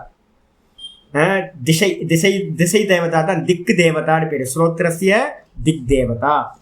அந்த திக் தேவதா என்ன பண்ணும் அப்படின்னு கேட்டீங்கன்னா, உங்களோட மனசோட மெர்ஜானதுனால நீங்க எந்த சப்தம் பேசினாலும் யாருக்கும் கேட்காது. நீங்க பேசுறது எதுவுமே யாருக்கும் கேட்காமல் போய்விடும். அதே மாதிரி ஸ்மெல் மூக்க பண்றீங்க, மூக்கில் வந்து பார்த்தீங்கன்னா நல்லா சுவாமிகிட்ட இருந்து ஒரு நல்ல நல்ல அபிஷேகம் பண்ணோன்னா சந்தனம் எப்படி தெரியுங்களா இருக்கும். சுவாமிகிட்ட இருந்து அப்பா நல்லா குபீர்னு வாசனை வரும். நல்லா கையில் சாமியோட சந்தனத்தை வாங்கி கையில் தடவி அப்படியே ஸ்மெல் பண்ணுறது நான் டெய்லி பண்ணுவேன். ஆரத்தி காட்டுறாங்கல்ல, அந்த ஆரத்தி காட்டும் போது 3 வாட்டி வந்து பார்த்தீங்கன்னா இப்படி கண்ணில் ஒத்திக்கிட்டு அந்த ஆரத்தியை 3 வாட்டி கையில் காட்டும் போது என்ன ஆகுன்னா அவர் பொறுமையாக காட்டுவார். எனக்கு அதில் இருக்க கற்பூரத்தோட ஸ்மெல் இருக்குல்ல, கற்பூரத்தோட ஸ்மெல்லு கூட வந்து பார்த்தீங்கன்னா அந்த ஹீட்டு எடுத்து இப்படி கண்ணில் ஒத்திப்பேன். ஒத்திக்கிட்டு கண்ணில் ஹீட்டு போகும். ஹீட்டு தான் கண்களோட சக்தி, அந்த சூரியனோடது. அதுக்கு அடுத்தது வந்து பார்த்தீங்கன்னா அந்த ஸ்மெல்லை வந்து பார்த்தீங்கன்னா நான் நல்லா உள்வாங்கி அந்த கற்பூரத்தை உள்வாங்கும் போதே எனக்கு சுவாமி உள்ளே போகிற மாதிரி ஒரு பாவம். பிரசாதம் கொடுப்பார். பிரசாதத்தை எடுத்து நான் என்ன பண்ணுவேன், அப்படியே அந்த அந்த பூவோட ஸ்மெல்லோட சுவாமி உள்ளே போகிறாருன்னு பாவம் பண்ணுவேன். இப்போ என்ன பண்ணுறது அப்படின்னு கேட்டிங்கன்னா, பண்ணிக்கிட்டே இதை வந்து மெதுவாக என்ன பண்ணுவோம், ஒரு ஸ்மெல்லை உள்ளே வாங்கி அப்புறம் கொஞ்சம் ஹோல்டு பண்ணி இருந்து அதுக்கு அடுத்து என்ன பண்ணோம், அந்த அந்த பூவோட ஸ்மெல்லை விட்டுட்டு அந்த கிரகணம் பண்ணது இது உங்களோட இந்திரியம், கிராண இந்திரியம்னு மூக்கு. இந்த மூக்குலேயே இந்த கிராண இந்திரிய சக்தி ஸ்மெல்ல கிரகணம் பண்ணின ஸ்மெல்லை அறிந்து அந்த சக்தியிலேயே மெடிடேட் பண்றது. அதுலேயே தாரண தியான சமாதி பண்ணினீங்கன்னா உங்களோட பாடி ஸ்மெல் வந்து பார்த்தீங்க அப்படின்னா யாருக்கும் தெரியாது. ஒவ்வொருத்தர் வந்தால் பார்த்தீங்கன்னா தெரியும், ஒவ்வொருத்தருக்கும் பாடி ஸ்மெல் இருக்கு. அப்போ அந்த பாடி ஸ்மெல் வந்து பார்த்தீங்கன்னா யார் பக்கத்தில் வந்தாலும் உங்களோட பாடி ஸ்மெல் யாருக்கும் தெரியாது. அதே மாதிரி வந்து பார்த்தீங்கன்னா ஸ்பர்சம், தொடு உணர்ச்சியை வந்து பார்த்தீங்க அப்படின்னா லைட்டாக டச் பண்ணி பார்த்துட்டு ஒரு மயிலரகை வச்சு ஒரு மயில் பீலியை வச்சு அப்படி தடவி பார்க்குறது. நல்லா சாஃப்டாக இருக்கணும் மயில் பீலியில். அப்படியே டச் பண்ணி அதுலேயே கவனம் கொடுத்துக்கிட்டே இருந்து மெதுவாக என்ன பண்ணணும், அந்த மயில் பீலியை மெதுவாக டிஸ்டன்ஸில் அப்படி கொண்டு வந்து வெளில விட்டுட்டு இந்த மேலே இருக்கிற அந்த ஸ்பர்ஷ இந்திரியம் இருக்கும், அந்த ஸ்பர்ஷ இந்திரியத்திலேயே கவனம் கொடுக்குறது. எனக்கு ரொம்ப சென்சிட்டிவ் ஆகிப்போச்சு. டச் பண்ணாவே வந்து பார்த்தீங்கன்னா அவ்வளோ பக்கத்தில் வந்தாவே தெரிய ஆரம்பிச்சு. அவ்வளோ சென்சிட்டிவ் ஆகிறது வந்து பார்த்தீங்கன்னா ரொம்ப கஷ்டமாக இருக்குது. அதாவது ஒரு சின்ன பூச்சி வந்து உட்கார்ந்த கூட தூக்கத்தில் பேக்கப் ஆகிடும், தூங்க முடிய மாட்டேங்குது. லைட்டாக அது கடைசியில் பார்த்தா நான் நினைப்பேன் எவ்வளோ பெரிய பூச்சியாக இருக்கும் போல இருக்கு அப்படின்னு. பார்த்தா ஒன்றுமே காணும். என்னடா ஒன்றுமே காணும்னு செல்ஃபோன் எடுத்து அடித்து பார்த்தா லைட்டாக ஒரே ஒரு டாட் இருக்கும். ஏதோ ஒரு பூச்சி, சின்ன பூச்சி. அப்போ இது வந்து பார்த்தீங்கன்னா இப்போ நான் சொல்கிறேன், இப்போ நான் இங்கே இருக்கா எனக்கு உணர்வு இல்லை, இங்கே இருக்கா இல்லை, லைட்டாக ஸ்டார்ட் ஆகுது இங்கேருந்து. இவ்வளோ டிஸ்டன்ஸில் வந்து பார்த்தீங்கன்னா எனக்கு இங்கே இருக்கும்போது அந்த உணர்வு இல்லை. இது பக்கத்தில் போக வந்து பார்த்தீங்கன்னா மேக்னெட்டிக் ஃபோர்ஸ் மாதிரி இருக்கும். அப்படியே மெதுவாக இந்த கை அப்படி போக இங்கேயே எனக்கு நல்லா ஃபீல் ஆக ஆரம்பிச்சிருச்சு. இப்போ நான் என்ன பண்ணுறேன் அப்படின்னு கேட்டால் கையோட உணர்வு சாஃப்ட்டு ஹார்டு தான் தெரியும். இந்த பக்கத்தில் கொண்டு போகும்போதே இந்த இந்திரியம் என்ன பண்ணுது, ஸ்பர்ஷேந்திரியம் வேலை செய்யுது. அதுக்கு ஒரு உணர்வு சக்தி இருக்கு. இப்போ நான் என்ன பண்ணுறேன் அப்படின்னா அதுலேயே மெடிடேட் பண்ணிக்கிட்டு தாரண தியான சமாதி பண்ணுன்னா நான் யாரெல்லாம் டச் பண்ணாலும் அவங்களுக்கு யாருக்குமே என்ன ஆகாது, தெரியவே தெரியாது. இது மாதிரி வந்து பார்த்தீங்கன்னா 5 இந்திரியங்கள்லையும் நம்ம தாரணை பண்ண தாரண தியான சமாதி பண்ணும்போது நம்மளுடைய ரூபம், நம்மளுடைய ஸ்மெல்லு, நம்மளுடைய ஸ்பர்ஷம், நம்ம பேசுகிற சப்தம், இது மாதிரி எல்லாம் கேட்காமல் போய்விடும். கர்மேந்திரியம் ஞானேந்திரியம் எதில் வேணாலும் இதை பண்ண முடியும். ஆயிடுச்சா? இதுதான் ஆச்சாரியார் சொல்றாரு. ஏத்தேன இந்த சூத்திரத்துல ரூபத்தை மட்டும்தான் சொல்லிச்சு 21ல. இது மூலமா நம்ம என்ன பண்ணணும்னு கேட்டீங்கன்னா சப்தாதி அந்தர்தான முக்தம் வேதித்தவ்யம், சப்த முதலிய மற்றவைகளும் சொல்லப்பட்டதாக அறிந்து கொள்ள வேண்டும். ஆயிடுச்சா? இதோட நிப்பாட்டி இதுக்கு மேல எழுதிங்க. இது என்ன பேரு, சானந்த சமாபத்தி விஷயம்னு எழுதிங்க. சானந்த சமாபத்தி விஷயம் முடிஞ்சாச்சு. இதுக்கு அடுத்தது வந்து பாத்தீங்கன்னா ஆமா எல்லாமே ஸ்டெப்ஸ் தானே. நீங்க சானந்தம் எங்க இருக்கு, ஃபர்ஸ்ட் இடத்துல சவித்தர்க்கம் பண்ணி ஆகணும்ல. இப்ப நீங்க இது போகணும்னாவே உங்களுக்கு பேக்ரவுண்ட் என்ன இருக்கணும், சவித்தர்க்கம், நிர்வித்தர்க்கம், சவிச்சாரம், நிர்விச்சாரம் போனதுக்கு அப்புறம் தான் சானந்தத்தை பண்ண முடியும். அப்போ அதுக்கு முன்னாடி முதல்ல உங்கள் சுவாமி கண்களை பார்த்து பார்த்து பழகிருக்கணும்ல. அதனால தான் ஆரம்பிக்கும் போதே அப்படி சொன்னேன் நான். எப்படி சுவாமிகிட்ட சவிதர்க்கம் சம்பவிச்சதோ, சாமியோட ரூபத்தில் சம்பவிச்சா அதுக்கு பேர் சவிதர்க்கம். அப்போ சவிதர்க்கம் நல்லா சுவாமி ரூபத்தை பார்த்து பார்த்து பார்த்து பழகினவன் தான் என்ன பண்ணணும், இதை பண்ண முடியும். ஆனால் எனக்கு என்ன ஆச்சு தெரியுங்களா, எனக்கு நான் கண்டதையும் படிக்கிறேன். முன்னாடி ரொம்ப சின்ன வயசுலேயே நிறைய அங்கங்கே ஏதாவது படிச்சுக்கிட்டு இருப்பேன். நான் முதல்ல ஆரம்பித்தது எங்கே திங்களை ஆரம்பிச்சிருக்கேன், சுவாமி ரூபத்தில் ஆரம்பிக்கவே இல்லை. நான் இப்போ முதல்ல ஆரம்பித்தது திராட்டுக்கு தான். என்னோடய ஃபஸ்ட்டு யோகாபியாசத்தில் முதல்ல ஆசனம் கூட இல்லை. நான் ஆரம்பித்தது பார்த்தீங்க அப்படின்னா திராட்டுக்கு தான் நான் ஆரம்பித்தேன். திராட்டுக்கு ஆரம்பிக்கும் போது இதெல்லாம் தெரியாது அப்போல்லாம் எனக்கு, எப்படி பண்ணணும் எது பண்ணணும். சும்மா உட்காந்து கூப்பிட்டாம்போக்கில் இதையே பண்ணுறது. இந்த கண்ணாடியை வச்சுக்கிட்டு பார்த்தீங்க அப்படின்னா நம்ம என்னோட கண்ணை பார்க்க ஆரம்பிச்சிடும். முதல்ல ஒரு டாட் வச்சு பண்ணி பழகினேன். அதுக்கப்புறம் ஒரு தீபம் வச்சு பழகினேன். அதுக்கப்புறம் பார்த்தீங்கன்னா கண்ணாடியை வச்சுட்டு கண்ணு பார்க்குற அது பண்ணேன். ஆக்சுவலாக என்னென்னா அப்படி பண்ணக்கூடாது. என்னென்னா முதல்ல ஈஸ்வர ரூபத்தை வச்சு சவிதர்க்கத்தை ப்ராக்டிஸ் பண்ணுறேன். அப்போ சவிதர்க்கம் ப்ராக்டிஸ் நல்லா ஈஸ்வர ரூபம் வந்ததுக்கு பிறகு தான் அதை தூக்கிட்டு தன்னையே பார்க்கறது அப்படின்றது உள்ள வரும். ஃபஸ்ட்டு ஆப்ஜெக்ட்டுக்கு பண்ணதுக்கு பிறகு தான் இந்த சப்ஜெக்டாக இருக்கிற இந்த தேகம், இந்த மனசு, இந்த இந்திரியம், இந்த புத்தி இப்படின்னு மெதுவாக உள்ளே போகும். அப்போ எடுத்தோன்னு பார்த்தீங்கன்னா இந்த தேகத்திலேருந்து ஆரம்பிக்கிறதுக்கு அனுகிரகம் உங்களுக்கு கிடைக்காம போயிடும். உங்களுக்கு பெரிய ப்ராப்ளம். அதனால சவிதர்க்கம் முதல்ல பண்ணணும். சவிதர்க்கம், நெருவித்தர்க்கம், சவிச்சாரம், நெருவிச்சாரம் போனதுக்கு அப்புறம் தான் சானந்தம்னு சொல்லக்கூடிய இந்த சித்தி உங்களுக்கு பண்ணவே முடியும். இதுக்கப்புறம் 22வது சூத்திரம். 22வது சூத்திரம் சொல்ல ஆரம்பிக்கிறேன். சோபக்ரமம் நிருபக்ரமம் ச கர்ம, சோபக்ரமம் நிருபக்ரமம் ச கர்ம தத் சம்யமாத் அபராந்த ஞானம் அரிஷ்டேபியோ வா, அபராந்த ஞானம் அரிஷ்டேபியோ வா. சோபக்ரமம் நிருபக்ரமம் ச கர்ம தத் சம்யமாத் அபராந்த ஞானம், தத் சம்யமாத் அபராந்த ஞானம் அரிஷ்டேபியோ வா. சோபக்ரமம் அப்படின்றதுக்கு அர்த்தம் டைரக்டா எழுதிக்கலாம். என்னன்னு கேட்டீங்கன்னா பலனை கொடுக்க ஆரம்பித்த பிராரப்த கர்மம். பலனை கொடுக்க ஆரம்பித்த பிராரப்த கர்மத்துக்கு பேர் சோபக்ரமம். பலன் கொடுக்கறதுக்கு உபக்கிரமம் ஆயாச்சு. வில்லுல இருந்து கிளம்பின அம்பு பிராரப்த கர்மாக்கு என்ன சொல்லியிருக்கோம் அப்படின்னா முக்த இஷுவத், விடுபட்ட வில்லிலிருந்து விடுபட்ட அம்பு போல கிளம்பிடுச்சுன்னு அர்த்தம்.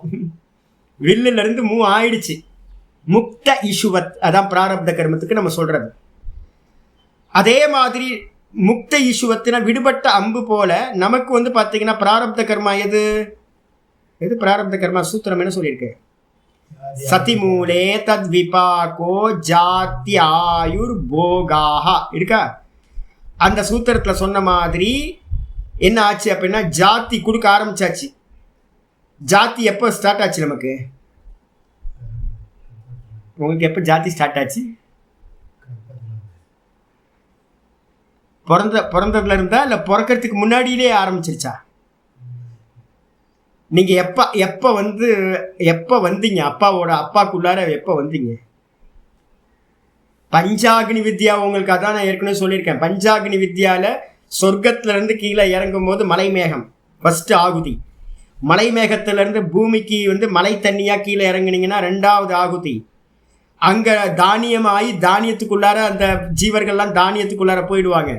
அப்பா பார்த்தீங்கன்னா பிராணாக்னி கோத்திரம் பண்ணுறாரு. பிராணாய சுவாகா, அப்பானாய சுவாகா, உதானாய சுவாகா, பிரம்மணிய சுவாகா அப்படின்னு சுவாகா பண்ணுறாரு. அது பார்த்தீங்கன்னா ஜாட்டரா அக்னிக்கு 3வது ஆகுதி. அன்ன ரூபத்தில் நீங்கள் உள்ளே போயிட்டீங்க.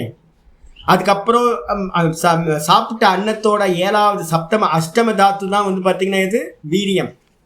இதே மாதிரி அப்பாவோட இதில் வீரியமாக நீங்கள் போயிட்டீங்க. அம்மா பார்த்தீங்கன்னா சுக்ல சோனித்தமாக அங்கே இருப்பாங்க.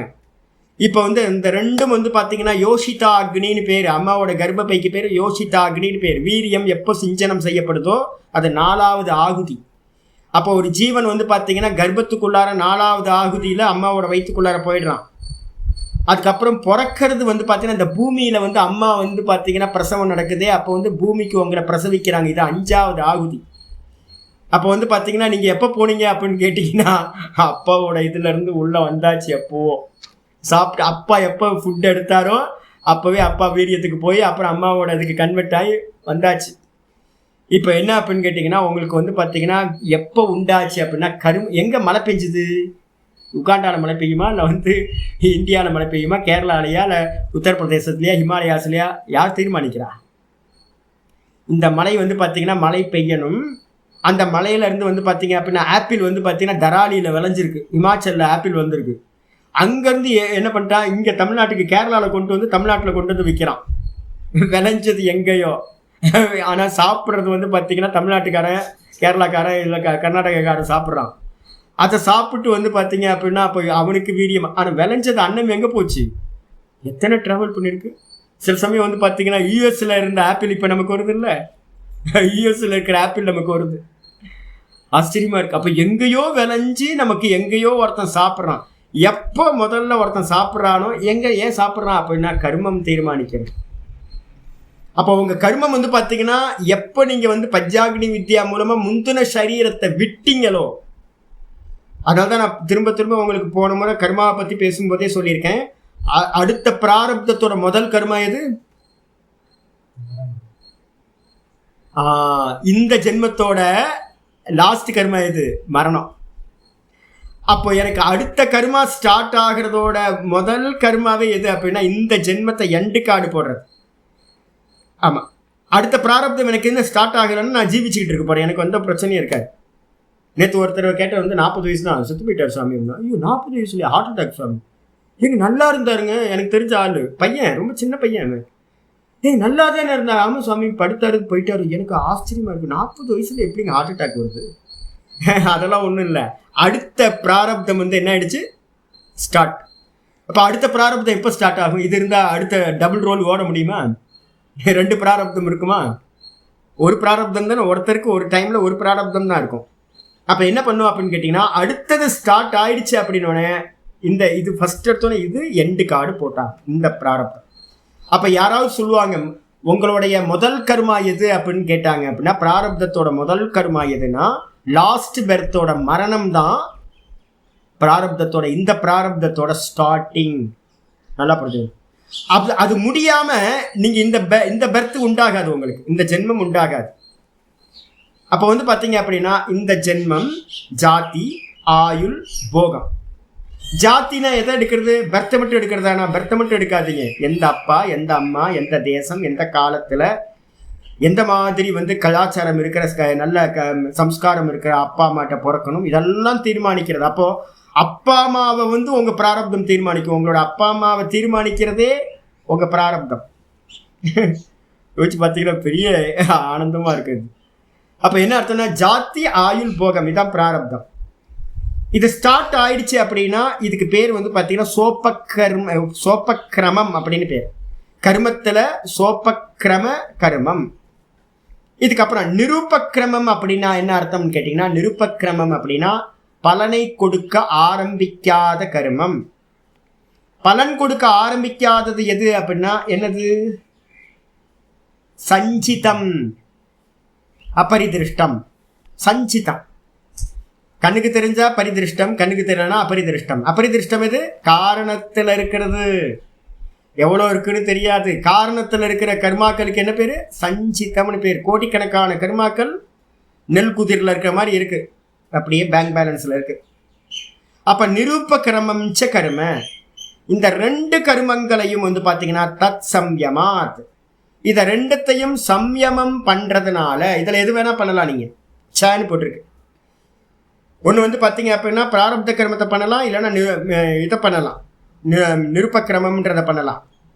தத்து சம்யமாத் அப்படின்னா இதை சம்யமம் செய்வதால், கர்மங்களை சம்யமம் செய்வதால் அபராந்த ஞானம் அபராந்த ஞானம், அதோட முடிங்க, கமா போட்டுக்கணும் அந்த இடத்துல. அபராந்த ஞானம் அப்படின்னா நம்மளுடைய கடைசி காலம் எப்போன்றது உங்களுக்கு தெரிந்துவிடும். மரணம் வரப்போகுதுன்றது வந்து பார்த்தீங்கன்னா முன்கூட்டியே வந்து பார்த்தீங்கன்னா தெரிஞ்சிடும். மேலே எழுதிக்கணும். இதுக்கு என்ன சுவாமி அப்படின்னு கேட்டிங்கன்னா மேலே எழுதும் போது வந்து பார்த்தீங்கன்னா சானந்தத்துக்கு அடுத்த சமாபத்தி எது? சாஸ்மிதா. சாஸ்மிதானா எதுல பண்றது அப்படின்னு சொன்னா, போனது வந்து பாத்தீங்கன்னா, போன இதுல வந்து பாத்தீங்கன்னா மனோபிரம்மேதி உபாசித்தன்னு போன இதுல எழுதிக்கணும். சானந்த சமாபத்தியில வந்து 2 அம்சம் இருக்கு. மனோபிரம்மேதி உபாசித்த, இந்திரிய பிரம்மேதி உபாசித்த. இந்திரியத்திலையும் தியானம் பண்றது, இதுலயும். இது வந்து பாத்தீங்கன்னா என்ன இதுனா, சாஸ்மிதான்றது வந்து 2 தத்துவத்துல பண்ண வேண்டியது. ஒன்று அகங்கார தத்துவத்துல பண்றது, இன்னொன்று வந்து பாத்தீங்கன்னா பிராணன்ல பண்றது. 2த்துக்கும் பேரு சாஸ்மிதான்னு பேர். நான்ற எண்ணம் இப்போ உங்களுக்கு எங்க இருக்கு? நான்ற ஜீவாத்மாக்கு நான்ற எண்ணம் எங்க இருக்கு? பிராணன்ல. அகங்காரம் இல்லை. அகங்காரம் பிராணன் அகங்காரம் பண்ணிட்டு இருக்கு, அபிமானம் பண்ணிட்டு இருக்கு. நான் பிராணன் அப்படின்னு என்னுடைய அகங்காரம் என்ன பண்ணிட்டு இருக்கு? பிராணனை பிடிச்சுக்கிட்டு இருக்கு.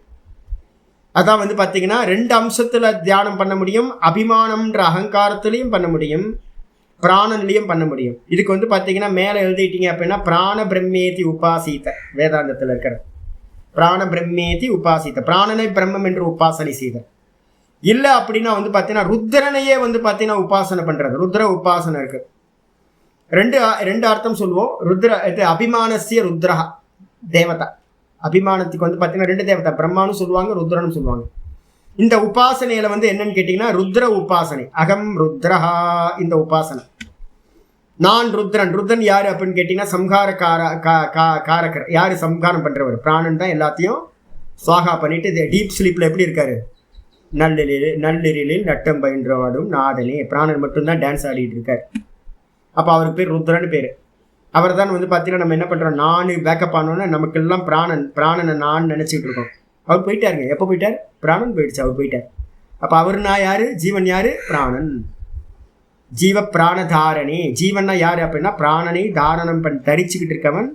எனக்கு என்னோட எல்லா ஸ்டெப்ஸும் என்ன தெரியுங்களா, என்ன காரியம் பண்ணுறதெல்லாம் பிராணன் போயிடக்கூடாதுன்னு தான் பண்ணிட்டு இருக்கோம் எல்லா காரியம்.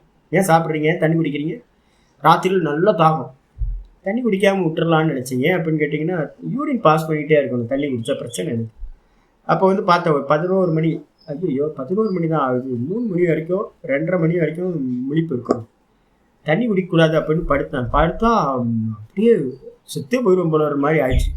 ஐயோ அப்போ என்ன பண்ணுறது அப்படின்னு தண்ணி குடிச்சாச்சு. யூரின் போஸ்ட் பண்ணாலும் பரவாயில்ல, 2 வாட்டி 3 வாட்டி வேக்கப் ஆனாலும் பரவாயில்ல அப்படின்னு 2 லோட்டா நிறையா தண்ணியை லபக்கு தண்ணி குடி. ஏன் அப்படின்னா அப்படின்னு கேட்டா உயிர் போயிடக்கூடாது இல்லை?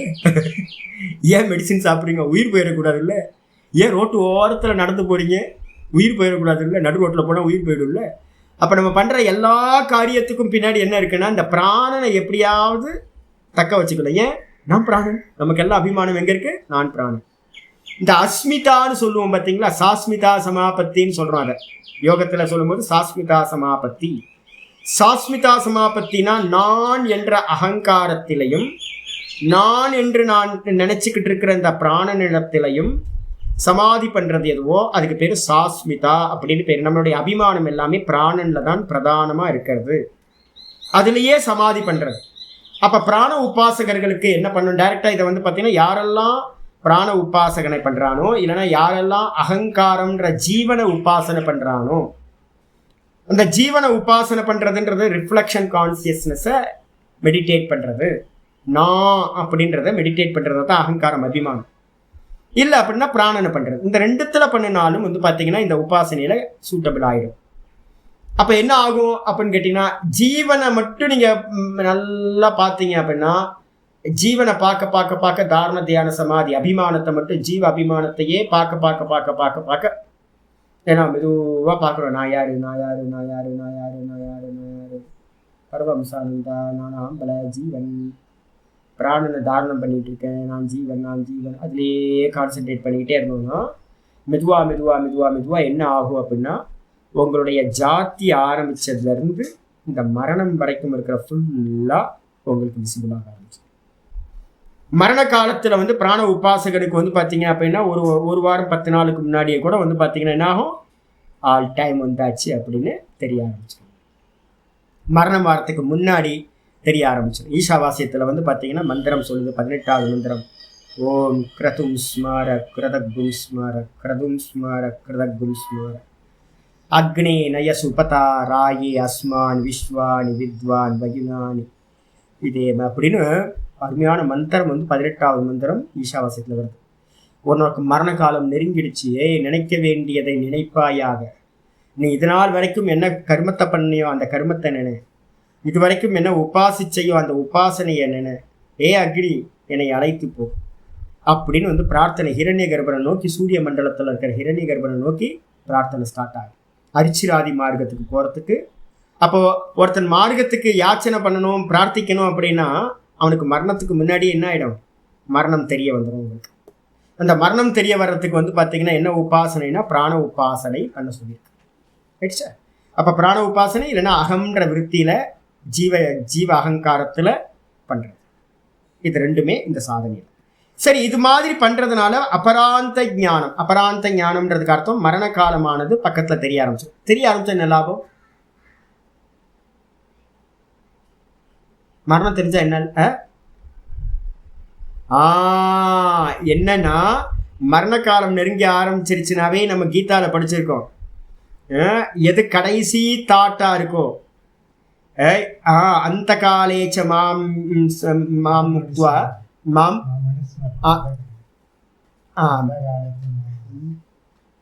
ஸ்மரன் முக்த்வா கலேவரம்.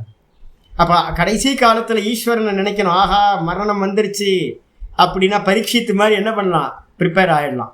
ஒரு வாரம் இருக்குது அப்படின்னா என்ன பண்ணலாம், பகவானை பற்றின எல்லா விஷயத்தையும் திரும்ப திரும்ப திரும்ப திரும்ப ஓட விட்டு எல்லாத்தையும் அடித்து விரட்டி விட்டு போங்கப்பா, சும்மா லௌக்கிகமாக எதுவும் பேசக்கூடாது சுற்றி அப்படின்ட்டு வந்து பார்த்தீங்கன்னா இவர் மாதிரி சுகமுனிவர் மாதிரி யாரையாவது பக்கத்தில் இருந்துக்கிட்டு சாமி சொல்லுங்கள் சாமின்னு இப்போ தான் யூடியூப் வந்துருச்சு இல்லை, காலையிலேருந்து சாயந்தரம் வரைக்கும் என்ன பண்ணலாம், நல்லா கேசட்டாக போட்டு போட்டு போட்டு போட்டு வேதாந்தத்தையாக கேட்கலாம், ஈஸ்வரனையே திரும்ப திரும்ப சிந்தனை பண்ணிகிட்டு இருக்கலாம்.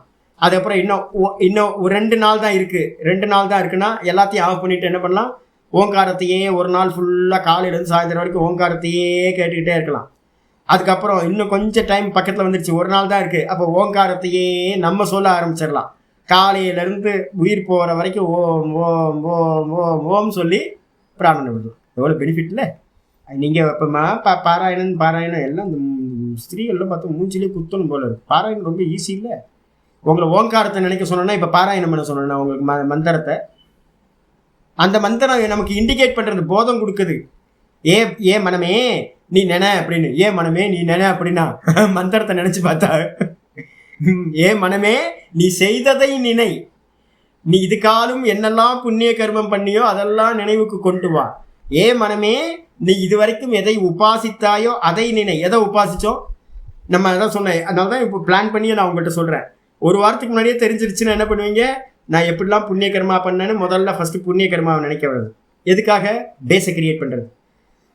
நல்ல புண்ணிய கர்மாவாக கோயிலுக்கு போனதெல்லாம் நினைக்கிறது, எங்கெங்கெல்லாம் கோயிலுக்கு போனோம், என்னெல்லாம் தேவதையை பார்த்தோம், அமர்நாத் போனோம், கேதார்நாத் போனோம், நல்லா வந்து பார்த்தீங்க அப்படின்னா ஒவ்வொரு இடத்துக்காக போனோம், சுவாமியை இங்கெல்லாம் தரிசனம் பண்ணேன்.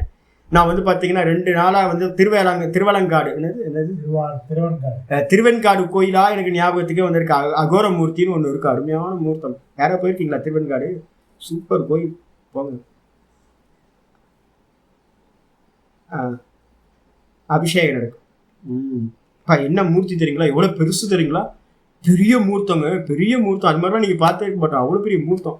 திருவெண்காடு வந்து பார்த்தீங்கன்னா அந்த மூர்த்தம் அப்படியே நிற்குது, மனசுக்குள்ளார நிற்குது. இப்போ நம்ம எங்கெங்கெல்லாம் போயிருப்போம், யாரெல்லாம் சந்திச்சிருப்போம், இதெல்லாம் வந்து பார்த்தீங்க அப்படின்னா நல்ல நல்ல மகான்களெல்லாம் சந்திச்சிருக்கேன். அவங்களெல்லாம் ஞாபகப்படுத்தி பார்க்குறது, எங்கெங்கெல்லாம் போனோமோ அதெல்லாம் இது பண்ணுறது. அப்புறம் நிறைய புண்ணிய கர்மாலாம் நினச்சி பார்க்குறது. அதுக்கப்புறம் என்ன பண்ணணும், இன்னும் 4 நாள் தான் இருக்குது. அப்போ என்ன பண்ணணும், சத்சங்கமாக கேட்க ஆரம்பிக்கிறது. அப்புறம் இன்னும் 3 நாள் தான் இருக்குது, 2 நாள் தான் இருக்குது. அப்போ என்ன பண்ணணும், எல்லாத்தையும் நிப்பாட்டு ஓங்காரத்தையாக கேட்டுக்கிட்டே இருக்கிறது. நல்லா ஃபோக்கஸ் வந்து ஓங்காரத்தில் வர மாதிரி. அதுக்கப்புறம் இன்னும் 1 நாள் தான் இருக்குது. அப்போ என்ன பண்ணணும், ஈசாவாசி புனிஷத்தெல்லாம் வரவே வராது, அதெல்லாம் முன்னாடி உங்களுக்கு இப்போ போதம் பண்ணுறதுக்கு. அதுக்கப்புறம் என்ன பண்ணுறது, ஒரு நாள் ஃபுல்லாக காலையிலேருந்து ஓம் ஓம் ஓம் ஓம் ஓம் ஓம் ஓம் சொல்லி சொல்லி சொல்லி சொல்லி வேறு எந்த விஷயத்தை பற்றியும் எந்த சிந்தனையும் இல்லாமல் ஓம் ஓம் சொல்லி பிராணம். எவ்வளோ லாபம் இது! இதுதான் வந்து நடக்குது. சரி, இது இல்லாமல் வேற என்ன மரணத்தை அடையிறது சுவாமி அப்படின்னு கேட்டினா, அரிஷ்டேபியோவா, அரிஷ்டம்னு சொல்லக்கூடியது. அரிஷ்டம் அப்படின்னா சின்னங்கள், மங்கள சின்னங்கள், துர்ச்சின்னங்கள். சின்னங்களுக்கு பேர் வந்து பார்த்தீங்கன்னா நம்ம சொல்லுவோம்ல, என்ன சொல்லுவோம் அதுக்கு பேர், சகுனம். நம்ம சொல்றது அரிஷ்டம்ன்றதுக்கு அர்த்தம் வந்து பார்த்தீங்கன்னா சகுனம். நல்ல சகுனம் வந்து உண்டாகும், கெட்ட சகுனம் உண்டாகும். அந்த கெட்ட சகுனங்களை வச்சுக்கிட்டு என்ன பண்ணலாம் அப்படின்னு கேட்டிங்கன்னா, நீங்கள் மரணம் பக்கத்தில் வந்துடுச்சுன்னு அறிந்து கொள்ள முடியும் அப்படின்னு இந்த சூத்திரம் சொல்லுது. நாளைக்கு மீதியை பார்க்கலாம். ஓம் பூர்ணமத பூர்ணமிதம் பூர்ணாத் பூர்ணமுதட்சதே பூர்ணஸ்ய பூர்ணமாதாய பூர்ணமேவாவசிஷ்யதே. ஓம் சாந்தி சாந்தி சாந்தி. ஹரிஹி ஓம் ஸ்ரீ குருபியோ நம. ஹரிஹி ஓம். நேற்று முரளிதர சுவாமிகளோட ஒரு ஏதோ நான் சும்மா ரேண்டமாக கேட்பேன். முரளிதர சுவாமிகள் வந்து ஒரு ஒரு பாட்டியை பற்றி ஒரு சொல்லிட்டு இருந்தேன். ஒரு பாட்டி வந்து பார்த்தீங்கன்னா ஒத்த பாட்டி தெரியல உங்களுக்கு. அந்த பாட்டி வந்து பார்த்தீங்கன்னா யாரும் இல்லை. அந்த பாட்டி மட்டும் சதா நாராயண ஸ்மரணம் பண்ணிக்கிட்டே இருக்குமா. ஸ்மரணம் பண்ணிக்கிட்டே இருக்கும். மரண காலம் வந்து வந்துருச்சு. அந்த மாதிரி பாட்டி மட்டும் இருந்திருக்கு. தெரில மரண காலம் வந்துச்சா என்னெல்லாம் தெரில. இந்த பாட்டிக்கு உடம்பு சரியில்லை. உடம்பு சரியில்லைன்னு ஒரு சின்ன குட்டி பொண்ணு வந்து பார்த்தீங்கன்னா, பாட்டி ஏதாவது வேணுமா, உனக்கு ஏதாவது ஹெல்ப் பண்ணட்டுமா அப்படின்னு கொஞ்சம் கஷாயம் வச்சு கொடுக்கட்டுமா அப்படின்னு கேட்டிருக்கு. கஷாயம் வச்சு கொடுமா அப்படின்னு இருக்காங்க. அப்போ நம்ம அடுப்பு தானே, விறகடுப்பு தானே. இந்த பொண்ணு வந்து குட்டி பொண்ணு வந்து பார்த்திங்கன்னா என்ன பண்ணியிருக்கு, கிச்சனில் போய் அடுப்பு மூட்டி கஷாயம் தயார் பண்ண ஆரம்பிச்சிருக்கு. உடனே வந்து பார்த்திங்கன்னா பாட்டி அங்கேருந்து சொன்னாங்களா, எனக்கு வேணாம், எனக்கு கஷாயம்லாம் பண்ண வேணாம், எனக்கு விமானம் வந்திருக்கு அப்படின்ட்டுருச்சான். விமானம் வந்துருச்சான். அந்த பாட்டி சொல்லித்தான், விமானம் வந்துருச்சு எனக்கு. விமானம்னா என்னது, புஷ்பக விமானம் நாராயணன்கிட்டருந்து இதுலேருந்து வந்தாச்சு, வைகுண்டத்துலேருந்து வந்தாச்சு. இனிமேல் கஷாயம் சாப்பிட்றதுக்கு என்னால் முடியாது. அந்த பாட்டி சொல்லிச்சான், எனக்கு வந்து பார்த்தீங்கன்னா சமயம் இல்லை கஷாயம் சாப்பிட்றதுக்கு, எனக்கு கஷாயம் வேணாம், விமானம் வந்துருச்சு அப்படின்ட்டும் போயிடுச்சான். அவ்வளோதான். விமானம் வந்துருச்சுன்னு சொன்னோன்னே போயிடுச்சு. அப்போ என்னென்ன விசிபிள் ஆகிடும் உங்களுக்கு வந்து பார்த்தீங்கன்னா தெரிய ஆரம்பிச்சிடும். ஈஸ்வர ஸ்மரணத்தில் எல்லாம் தெரியும். நாராயண ஹரி ஓம்.